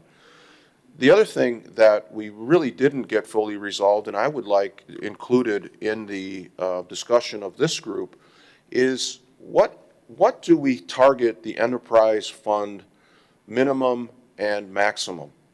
And what I mean by that is we assess the ratepayer a rate that we think is encapsulating everything, not just the bills that we get from water and sewer, but then the cost of capital improvements, maintenance, and in essence, what does it cost to get the product into the homes of our residents? And the enterprise fund is sort of, the bill is structured with all of those components in mind, but you never really, we've despite all of the studies and things that we've had, how much is too much to have in the enterprise fund? Because that would amount to an overtax. And how much is enough? And so looking at things like, what do we do with a catastrophe? If we have a catastrophe that requires a $5 million fix, do we bond that out? Do we pay it out of the enterprise fund? These are all things that could save us big dollars if we're evaluating beforehand. So I would like to add a goal specifically. I think it could fall within goal number 1 or goal number 4 to incorporate a maximum and a minimum threshold for the enterprise fund. I'm sorry? Yeah, thank you. And the comments that we got on this agenda item from residents that spoke, there was more resident involvement on the previous water and sewer rate, but we also had a good cross-section of residents who were interested in this topic. So residents who felt, not that anybody came forward and said, hey, when are you going to raise my water rate? But concerns about repairs and why repairs weren't being done in a more maintenance basis. So you had a good cross-section of interested parties that wanted to participate. In this sort of revamp of that, the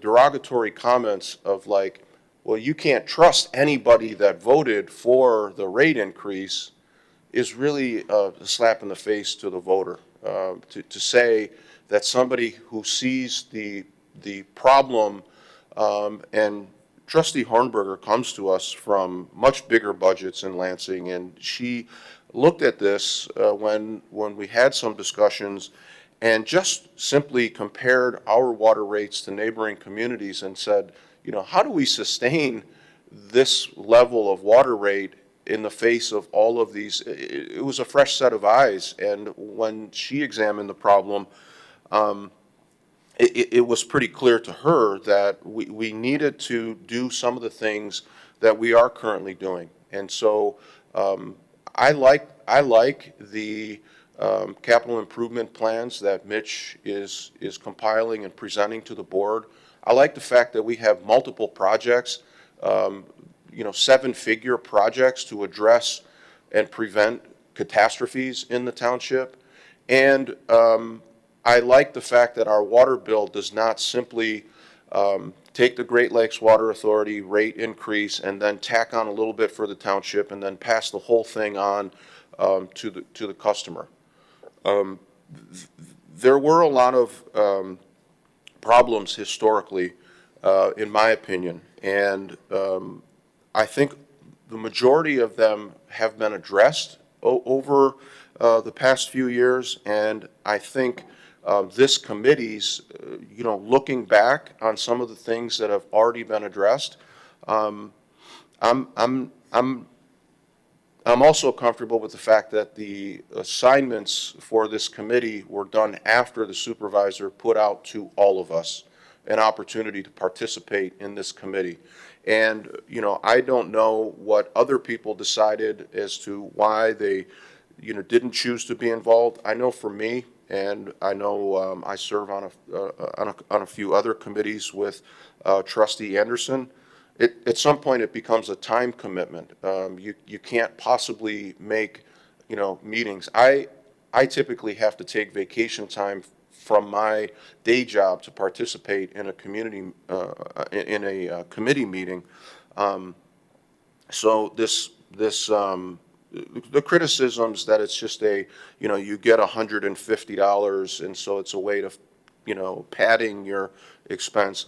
As I understand it, it's really only the trustees. So when Treasurer Elliott or Clerk Barry participate in a committee assignment, they're not getting a $150 stipend. That is for the part-time board members.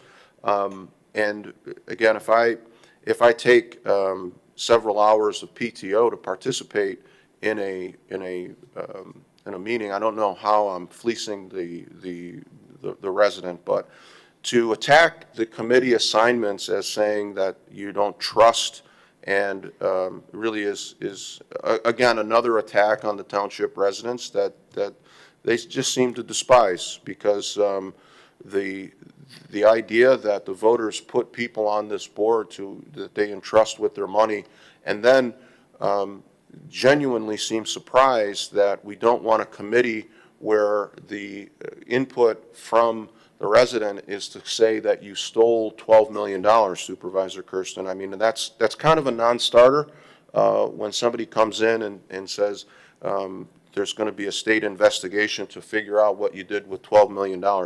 But by the way, that would be quite a neat trick, to have stolen $12 million from the Water and Sewer Fund while you were administering administrative function at the PD. I mean, that is really quite a Copperfield-type sleight of hand. I'm appreciative of the committee members who volunteered to sign up on this committee, and I think you have some great goals laid out.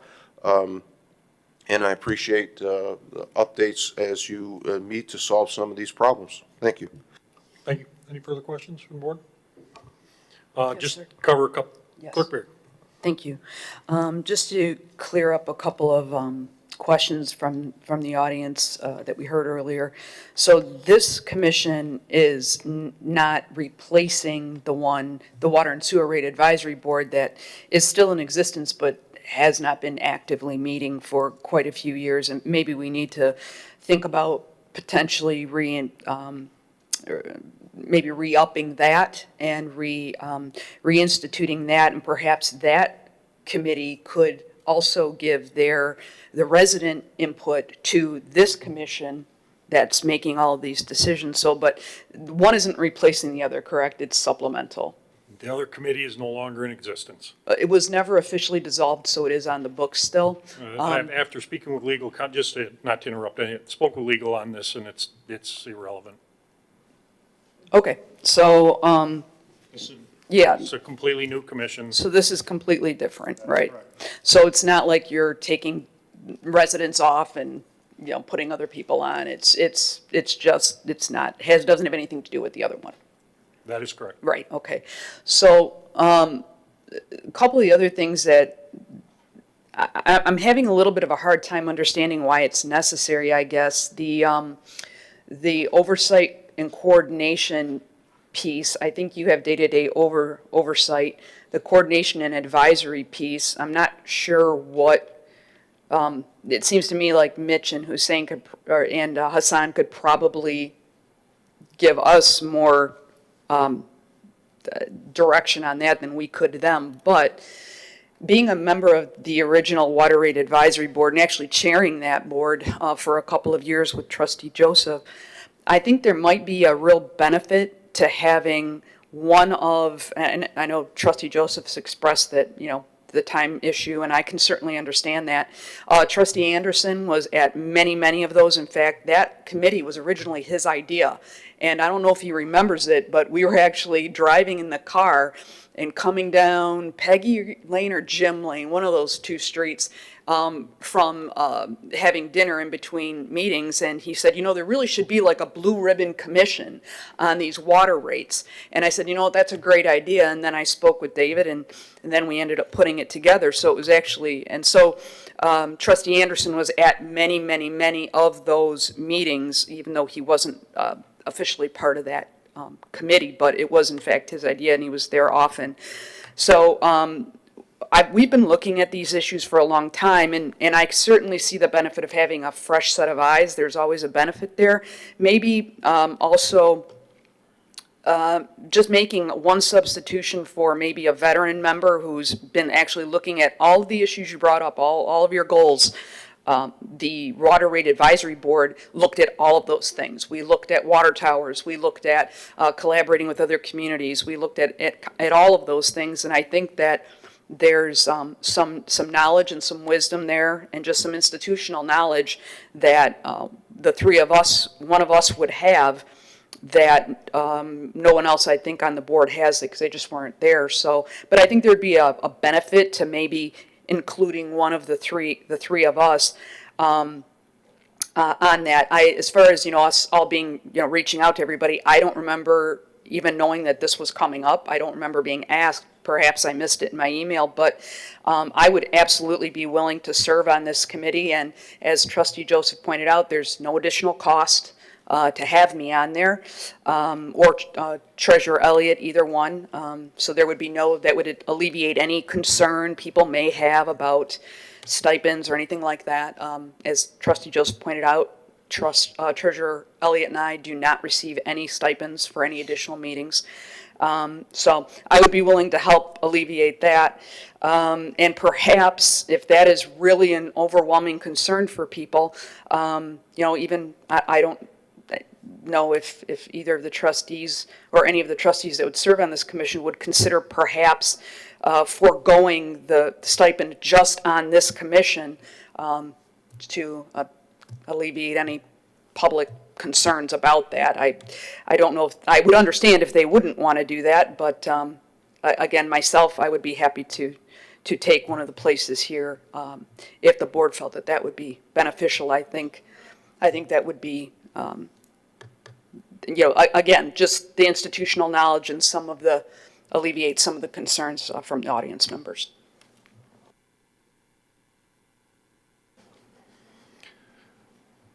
I'm still trying to figure out what you said. Treasurer. I'm sorry, I apologize, Mr. Supervisor. Like Trustee Joseph, Trustee Anderson. I'm a bit under the weather today as well. Yeah, thank you.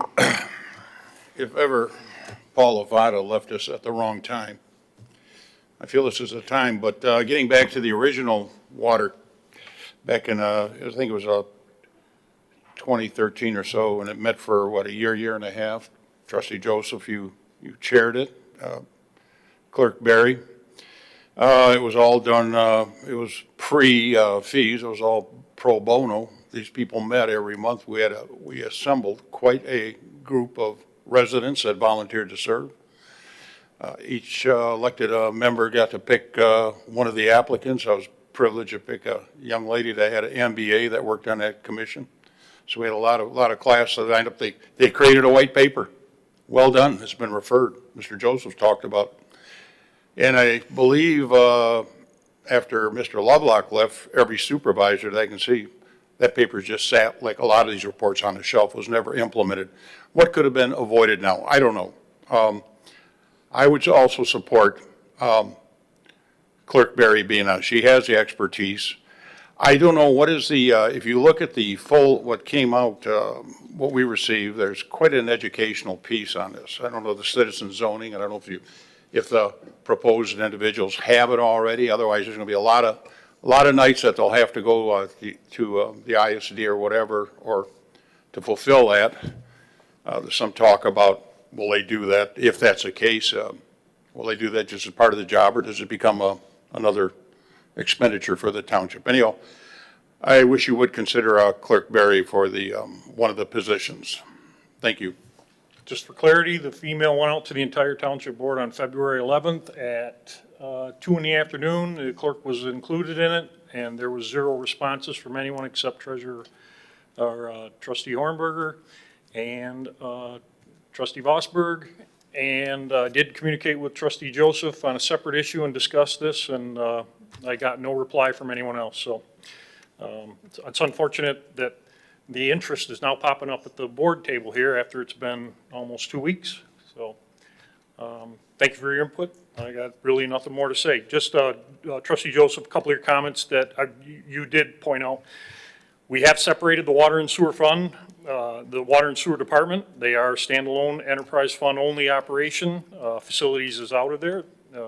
We, as Mr. Adair did point out, the creation of the interfund transfer fee, we are looking at that, trying to come up with a metrics that is suitable and within standards and guidelines. And again, as you pointed out, we are investing roughly $6 million a year in capital projects. That will continue into the coming years. And in fact, our budget year for 2027 is already underway, and we're looking at those projects.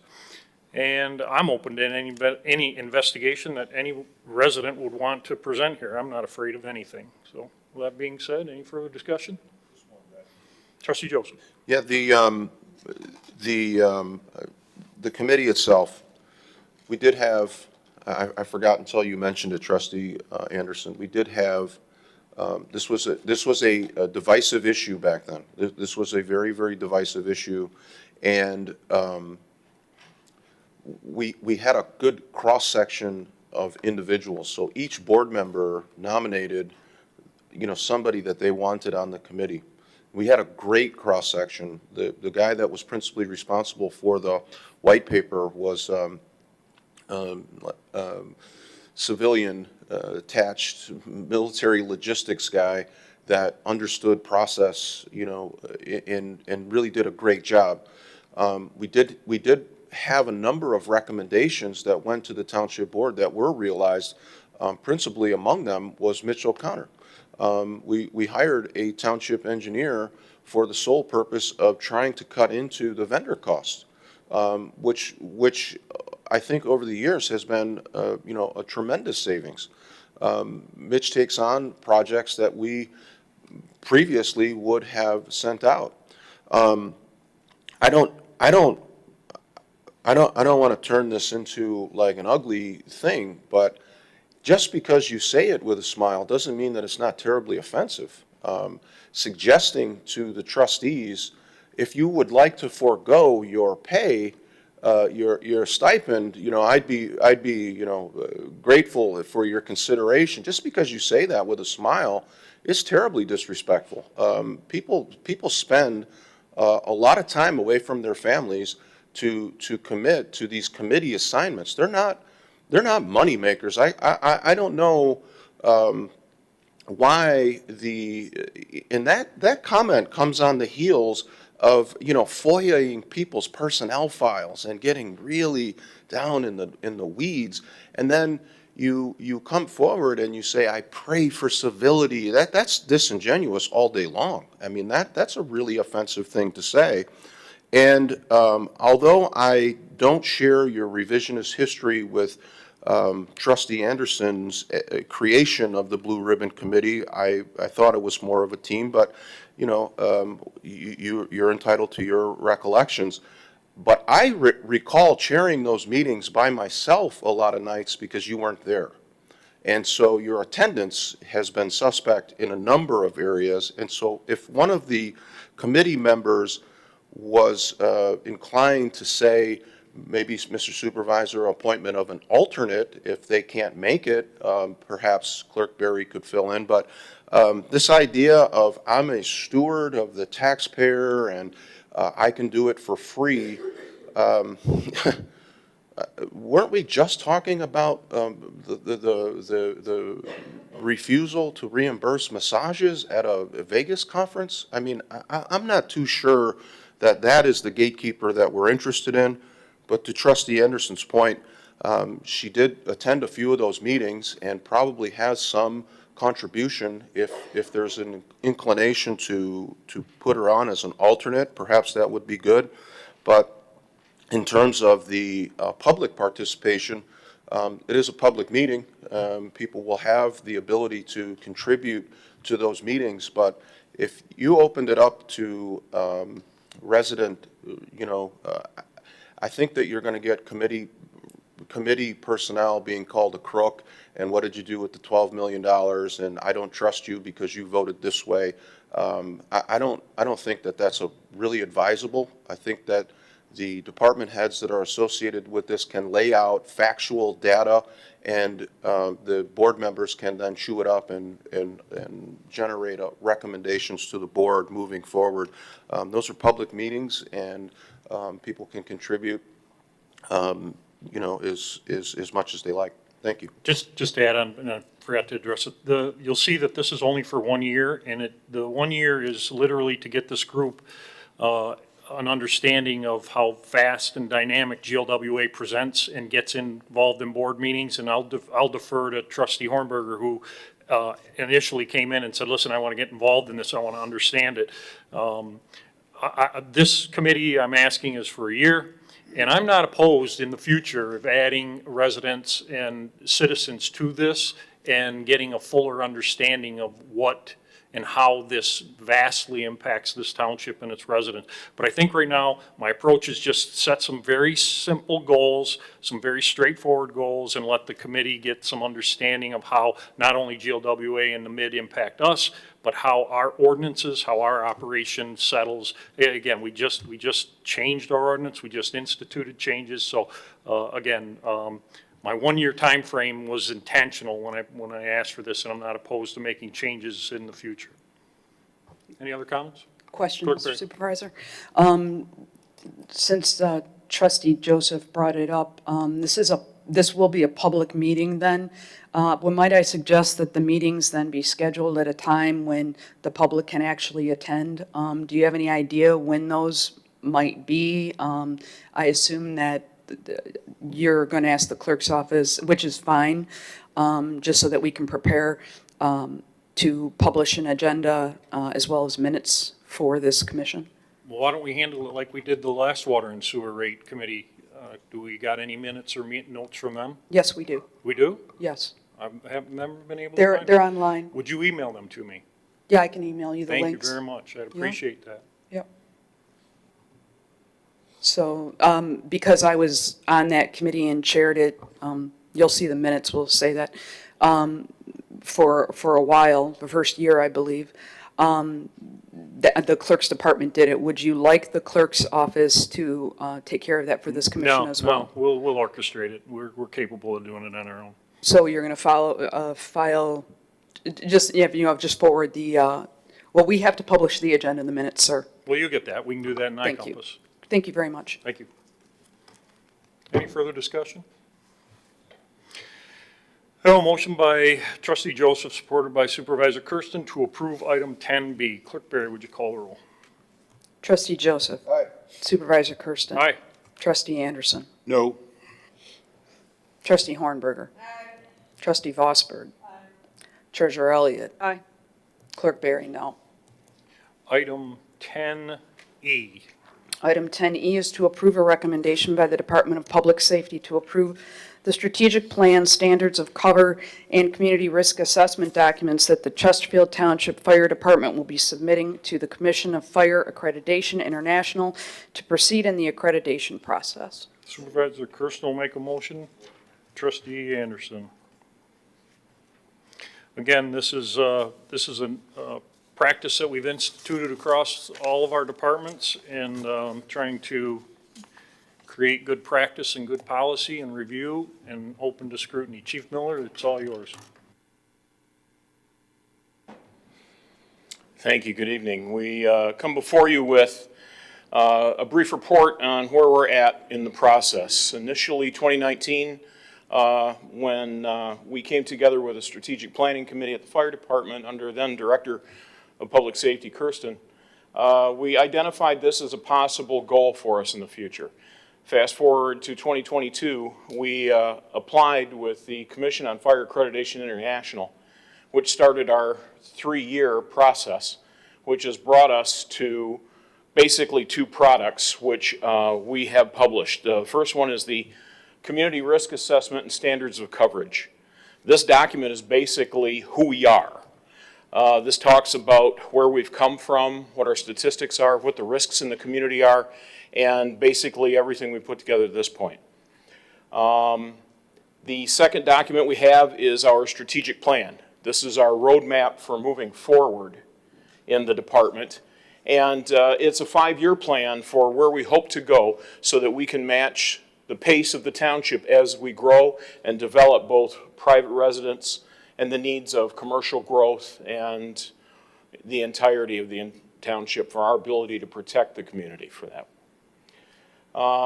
This is a unique process. There is only one form of accreditation for fire departments in the United States, and that is CFAI. If we are successful, and like I said, we've been running the race, we're in the home stretch right now. We're not at the finish line yet. We will have a 4-person peer assessment team on the ground in the next 90 days here with us. They'll spend a week with us and look us over, go over our documents, and see if we really are who we say we are. And if we are successful with this process, we will be only the 5th fire department in the state of Michigan who hold this accreditation, and the very first one in Macomb County. It's also a promise as we go forward from this. And our promise is that we will continue our efforts to be the best department we can for Chesterfield Township. We will continue to improve and look for opportunities to do our job even better. And as this goes on, we will maintain the accreditation as a 5-year renewal process. And I'd be happy to answer any questions if you have any. Questions from the board?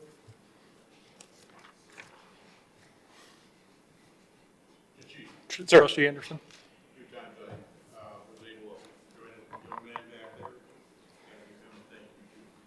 Inspector Steve Rogers, who's our accreditation manager. Thank you, sir. Questions from the board? Again, this is a standard that we're trying to implement in all departments throughout the township, being certified or accredited in their profession across the board. We've done it at the police department. We've moved to the fire department. Water and sewer is underway, and along with facilities. The goal here is to get almost any standard or accreditation from our professional peers as we can in township operations. So congratulations, Chief. I know you're almost there. Pretty proud moment. You said there's only one other department that is initiating this in Macomb County? In Macomb County, that's right. There's another local department. There are a couple others in process, but they're back and forth. We're hoping to bring more of this to the state of Michigan. It is very broad in Ohio, Arizona, California, Florida, other parts of the country. Thank you, sir. I have a motion by Supervisor Kersten, supported by Trustee Anderson, to approve item 10E. Clerk Barry, would you call the roll?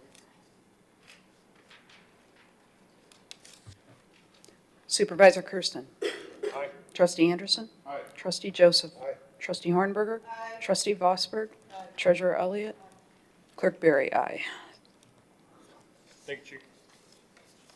Item 10F. Item 10F is to approve a recommendation by the Department of Public Safety to purchase technical rescue equipment for the fire department in the amount of $42,422.50.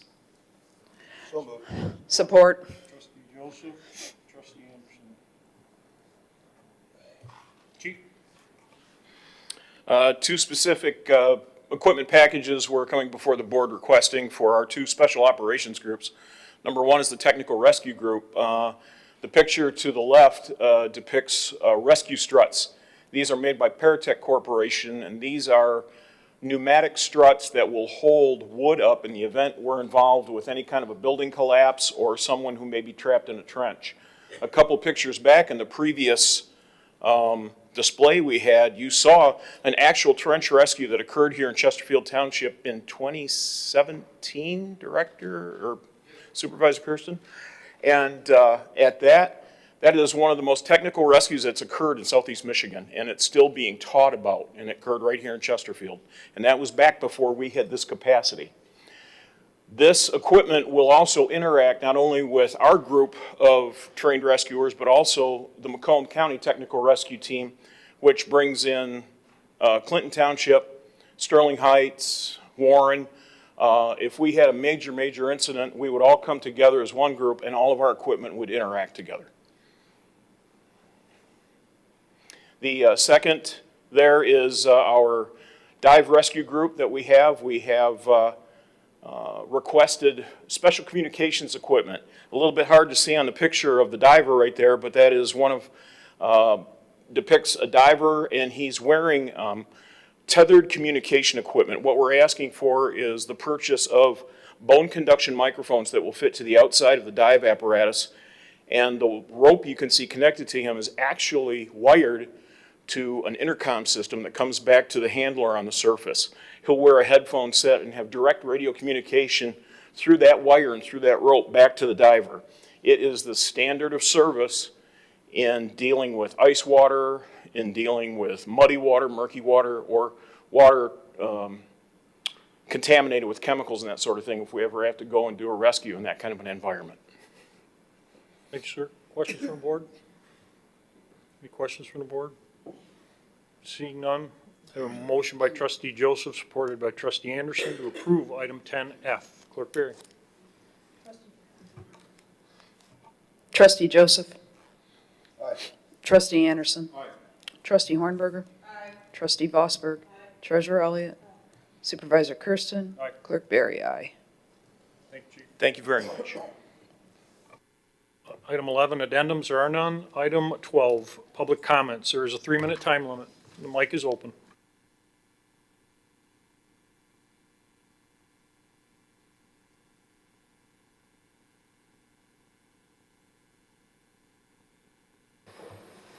Christopher Pierik, Chesterfield Township. Thank you for approving that last agenda item, and pray and hope that we never have to use that equipment so in the future. I have a question about the water main break this afternoon on Gratiot and 24 Mile Road, where I'm just wondering who pays for that repair and who pays for the water loss and how are those costs captured? Thank you.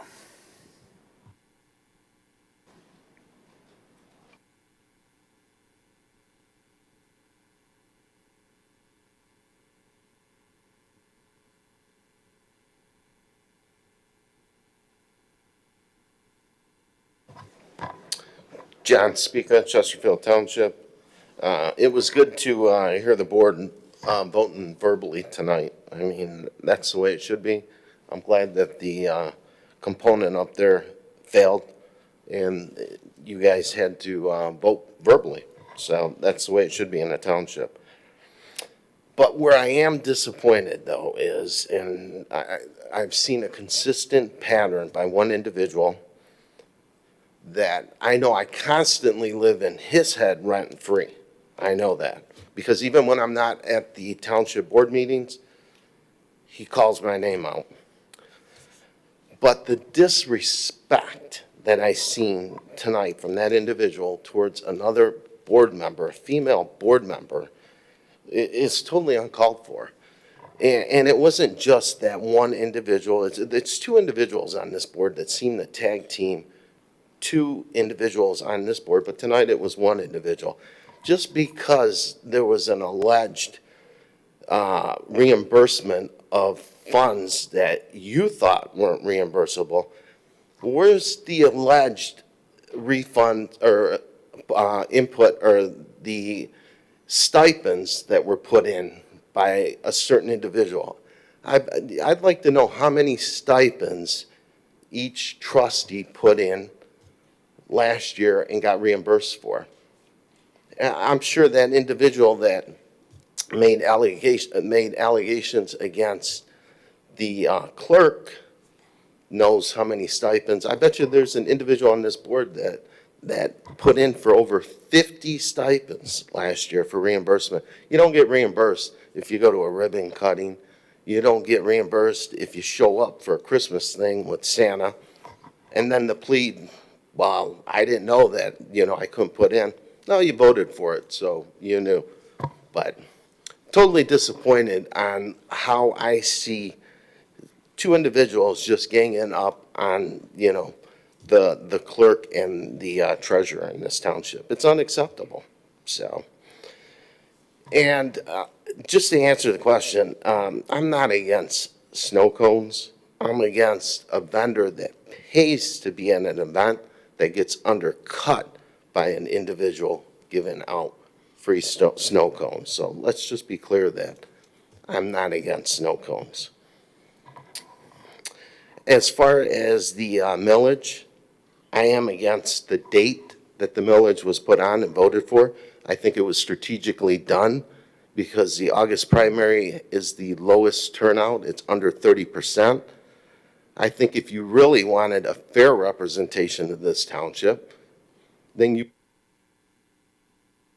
Thanks for your comment, sir.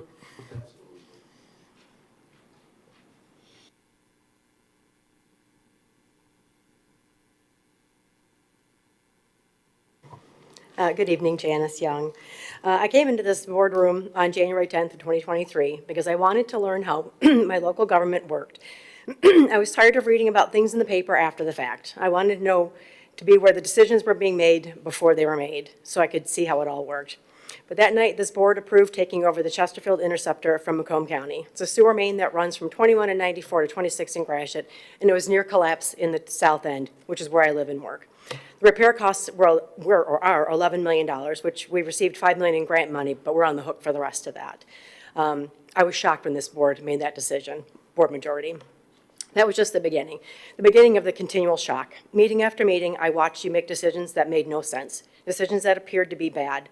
I eventually got the courage to speak up at the podium. That was another beginning, one of having my voice as a taxpayer heard, but I soon realized that my voice meant nothing to this board. I even got played by a couple of board members along the way, but now I see their true colors. Another beginning, I took to Facebook to rally the troops. I thought surely if people knew what was going on here, they would have to attend and speak up. That didn't happen. Another beginning, I decided the only way to truly bring about change was to run for our trustee seat. I narrowly lost by over 300 votes. Turns out that was probably God protecting me from the very ugly, nasty world of politics that you all live in, and I would say that some of you even thrive in.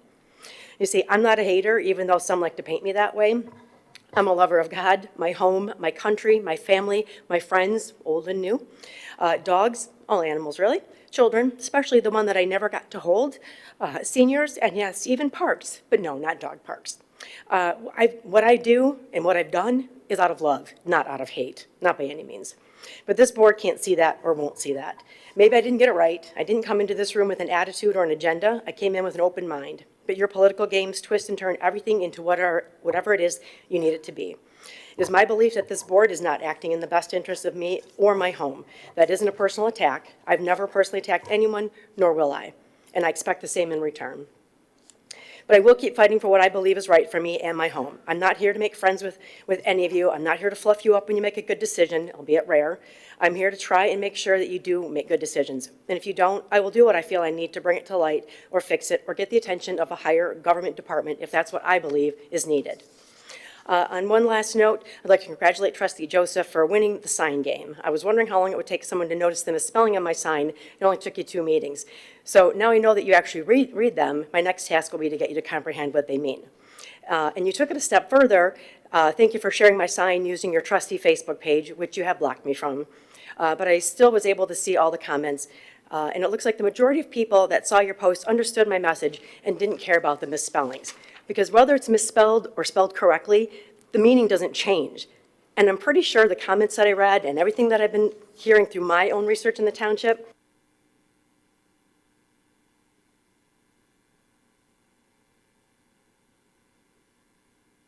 Any further comments for the board or from the public? Any further comments? I'll bring it back up to the board.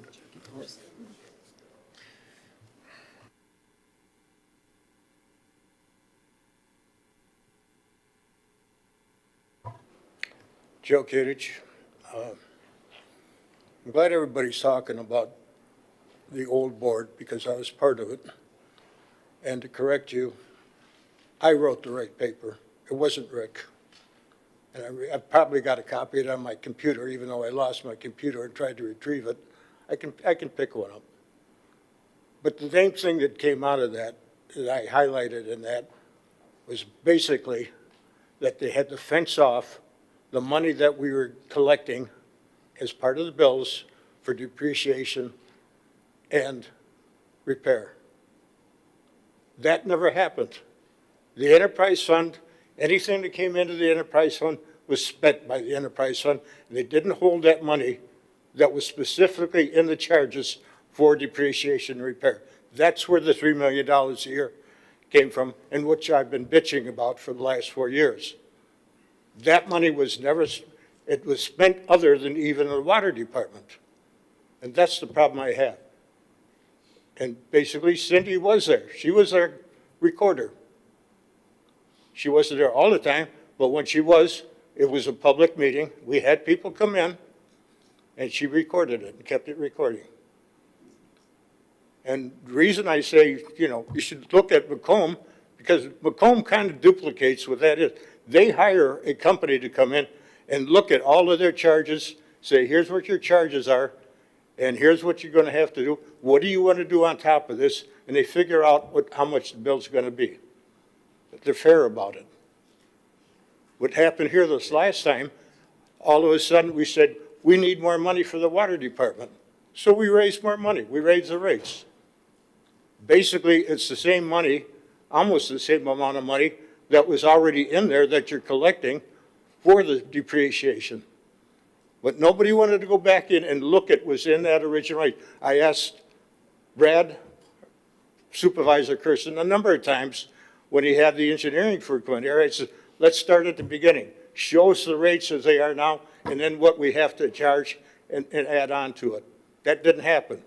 The only thing that happened was he came in here and said, got everybody saying, we don't have enough money, we're underwater, we're spending money. Nobody said where that money was spent. The engineering company said, you spend $16 million a year for water and sewer. And I said, okay, He says, you got to spend more. I says, we got more. Where did the other 2 or 3 million go every year? Nobody answered that. That's what this whole ruckus is about. That's why I have a problem with him sitting on the board. He gets somebody that's neutral, have the board, just like we had. Thank you, sir. Thank you, sir. Any more comments from the public? Bring it back up to the board. Trustee Ornberger, start with you tonight. I'm good, thank you. Trustee Vosberg. I'm good. No additional comments, and I would ask that you do limit all of our comments to three minutes as a special gift As a to me tonight? tonight. Oh, Yes. yeah. You gotta get home. Is the cake melting? Trustee Anderson. Ending on a positive note, I want to thank the Anchor Bay Rotary Club for the work they've done with the flagpole, as well as Mr. John Johnson and his team for our kids. Thank you and good night. Trustee Joseph. Thank you, Mr. Supervisor. Had a couple of comments on the front end regarding, public comments, board comments. My comments do tend to go long. I try my best, even people that I disagree with, I typically write down whatever questions they have. I try to answer them. But I can definitely pare that down because really my intent tonight was to just not even acknowledge because it's the same old, same old. It's a rehash of the last 2 weeks' Facebook accounts. I don't maintain a Facebook account that is the official township Facebook account. I have my own private accounts. People start making comments about my family, and I was going through a pretty rough time. My wife was struggling with cancer, and when that makes its way into Facebook, I just decide that I really don't want or need to subject people to that. So people can come to the podium and tearfully talk about their faith and their Christianity, but there's nothing Christian-like about that. And I'm not going to subject my family to weird, creepy, and invasive kind of comments. So the other guy that gets up, and he said it again tonight, he wears it like a trophy. If he can get a response, I won. I got, as he said, I live rent-free. But I think the new policy moving forward is, I think the quote was attributed to Clerk Berry's cousin, President Abraham Lincoln, who said that if you argue with a fool, the only thing that you prove is that there are two. I think it's time to stop trying to answer those questions, and just wanted to say to Joe, I have appreciated you for many, many years, that we don't always get along and see things in the same way, but I don't like seeing, and when you said something a few weeks ago, you said I'm 86 years old, and that kind of floored me because you don't look 86. You're a very healthy and robust 86, but I don't like the idea of hurting your feelings, regardless of whether or not I agree with you or disagree with you. I happen to think that you've taken on this, your citizen activist in a place that, for me, is a little bit rough. You've come to family events at what? Your birthday cake's waiting at home. Oh, I'm sorry. Well, Joe and I are going to come over and sing happy birthday to you. I just don't like to see family events. You've come to a DPW meeting and went after one of our staff. He went and got the budget book and tried to answer. There's just no end to being able to satisfy these, and sometimes they take a turn. But regardless, my end is you're entitled to a level of respect that just comes from your years of involvement with the township, and I'd like to apologize to you personally, and I will try to answer your questions as best I can.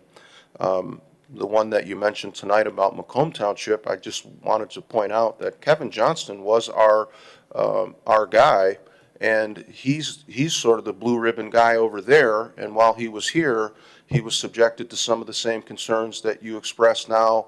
And so it's hard to know how to resolve some of these things. And when it starts out with, you know, this guy's a crook, and then you're sort of a crook for not agreeing with him or agreeing with him, it gets tough. But I in particular don't like my relationship with you, and you are entitled to a respect that I will be mindful of. Happy birthday, Trustee Vosberg, and thank you. Treasurer Elliott. Thank you, Mr. Supervisor. And I'm excited to see how the United Way program ends up working out for the township, and hopefully it's going to be great, and we'll be able to see it come back for several years. I know that I'm sure that it's going to be very helpful to a lot of families who do sign up for that.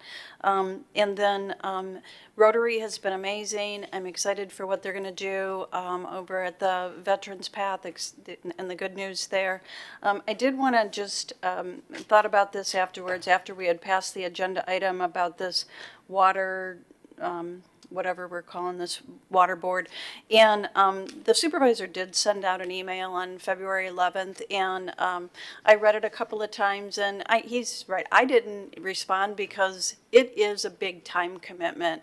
Just looking at these are lofty goals, and they are going to be really digging in. The people who are on this board are very qualified. They always ask good, solid questions. I don't think it really matters whether or not I'm personally sitting at the table digging into that, because eventually all that stuff does come to the board. We do talk about it. Everybody does share what they've learned. And so I'm not really concerned, wasn't really concerned that I see that. I do want to concentrate, and I work with Mitch and Hassan very frequently on their cash flow and what's the projects they're working on. So it was good to see that others had volunteered to be a part of that. So I think this is moving forward. We're having a little bit more discussion, I think, and more people getting involved in the water here internally, and it's intentional and there's goals. So I think we're headed in the right direction, although there may be disagreements on how we're getting there. The other thing that I do want to clarify is there's something that keeps getting repeated that isn't accurate. There has not been any activity by anybody, board member or otherwise, on the township credit card purchasing anything like massages. That has not happened. So that is bad information. I just want to clear that up. If those are purchases that were done, they were done on a personal credit card, and what was read was the invoice from the hotel, not the invoice from the township credit card. Thank you. Clerk Berry. Thank you, Mr. Supervisor. Happy birthday, Trustee Vosberg. I've got my time running to make sure that I'm under 3 minutes. At the next board meeting, I'm going to be bringing forth an item that I think its time has come. And that is going to be an item for the board to retain the services of an independent, neutral investigator to come into the township and look at all of our administrative practices and policies, making sure that they are compliant with all state and federal statutes specifically, but not limited to FOIA, the Open Meetings Act, various other, somebody mentioned earlier, the Woodhill Group mentioned that they had not looked at the legal mandates regarding payroll. Based on what I've seen in our payroll and had conversations with him about since our finance director has left, I think that that would be a valuable thing. I'm not saying that anyone is doing anything nefarious. That is not my intent. But I keep hearing week after week after week a complete loss of the public trust from the podium. I'm hearing board members accusing other board members from the board table. If anybody's doing anything wrong, let's find out and let's hold them accountable. So I think that having an independent neutral party come into the township who has expertise in this area, who can take a look and provide the public and members of the board with a level of understanding and a level of comfort knowing that everything being done here is being done properly, appropriately, and according to the law. I think that should pretty much end all of the assertions, both by the public and by the board, with a report from someone like that. This individual that I was referred to, I had hoped I wouldn't have to bring it forward, but I think after what I've heard tonight that it's time. This is a recommendation from our county prosecutor. It is someone that does municipal work that specifically looks at these issues. And I think that, again, to help restore the public trust, help to restore trust among board members, that is an item I'll be bringing forward at the next board meeting. Thank you. Mr. Supervisor? Go ahead, Trustee Ornberg. Okay, and I'm glad that you're bringing that up. I've recently FOIA'd information about the Laserfish group that we've done business with for, I believe, over 12 years in trying to get our township records coordinated and scanned. And so when I do get that documentation, whoever it is you're bringing in, if we do decide to do that, I would love to have them take a deep dive into all the funds that have been spent on Laserfish since, I believe, 2014 or 2012. It's well over $500,000. And from my contact with them and reaching out to different sources, what I'm told is it should have taken us between 18 months and 2 years, 24 months, to have these records scanned and on file, and it's taken us since 2012. When I get all of the FOIA information, I'll be happy to share it with the board. But if that's the case, if that's what we're doing, I would love to have someone come in and do a deep dive on that, because there was a lot of money spent on something that should have only taken us less than 2 years, and it's taken us years, and there were a lot of trips taken, and there were a lot of records that were just shuffled around the township repeatedly. So that would be welcome. That would be very, very welcome on my part to have someone come in and take a deep dive into Laserfish. I'll appreciate your support on the item when I bring it. Oh, absolutely. We're going to have it. Are you going to show up? Are you going to be here? I have, Mr. Adair's got some serious questions about your performance and your ability to show up. So I'm all for it. Please bring it. Notice who you get the reaction from. No, I'm all for it. I love it. I love it. Thank you, sir. I'll appreciate your support on the item. You got it. You absolutely have it. Your conduct as clerk and your performance as clerk is highly suspect and questionable. And I'm going to be the first one to support that motion, whoever you bring. I have them, I got a few things I want to say. We met with Priority Waste on their new leadership here last week, and the new leadership is obviously in place. They're changing the way Priority operates. Had some positive conversations with them. They understand the service issues that they have for our residents, and Mr. Perrick, I gave them your address, and they do have difficulties getting parts for containers. We're notified by the Macomb County Department of Roads that Jefferson Rehab Project is going to be moved up to next year, 26-27. So our capital plan for water and sewer is going to have to focus on that corridor. Just a heads up. I've been forwarding the board some legislation proposals regarding zoning and tiny houses. If you would, please follow along. It's kind of resonated throughout the region. It's a bad plan. Literally, I will continue to forward the emails to you, not only from our lobbyist group Midwest, but there's serious concerns about literally circumventing all of our local decision-making bodies, whether it be planning or zoning. And just a couple of comments. The white paper study done years ago now, there wasn't the proposal that came forward from Water and Sewer, there was an engineer on there, HRC, a very competent and capable engineering firm. We do mirror exactly what Macomb does, and we're familiar with what they do surrounding us.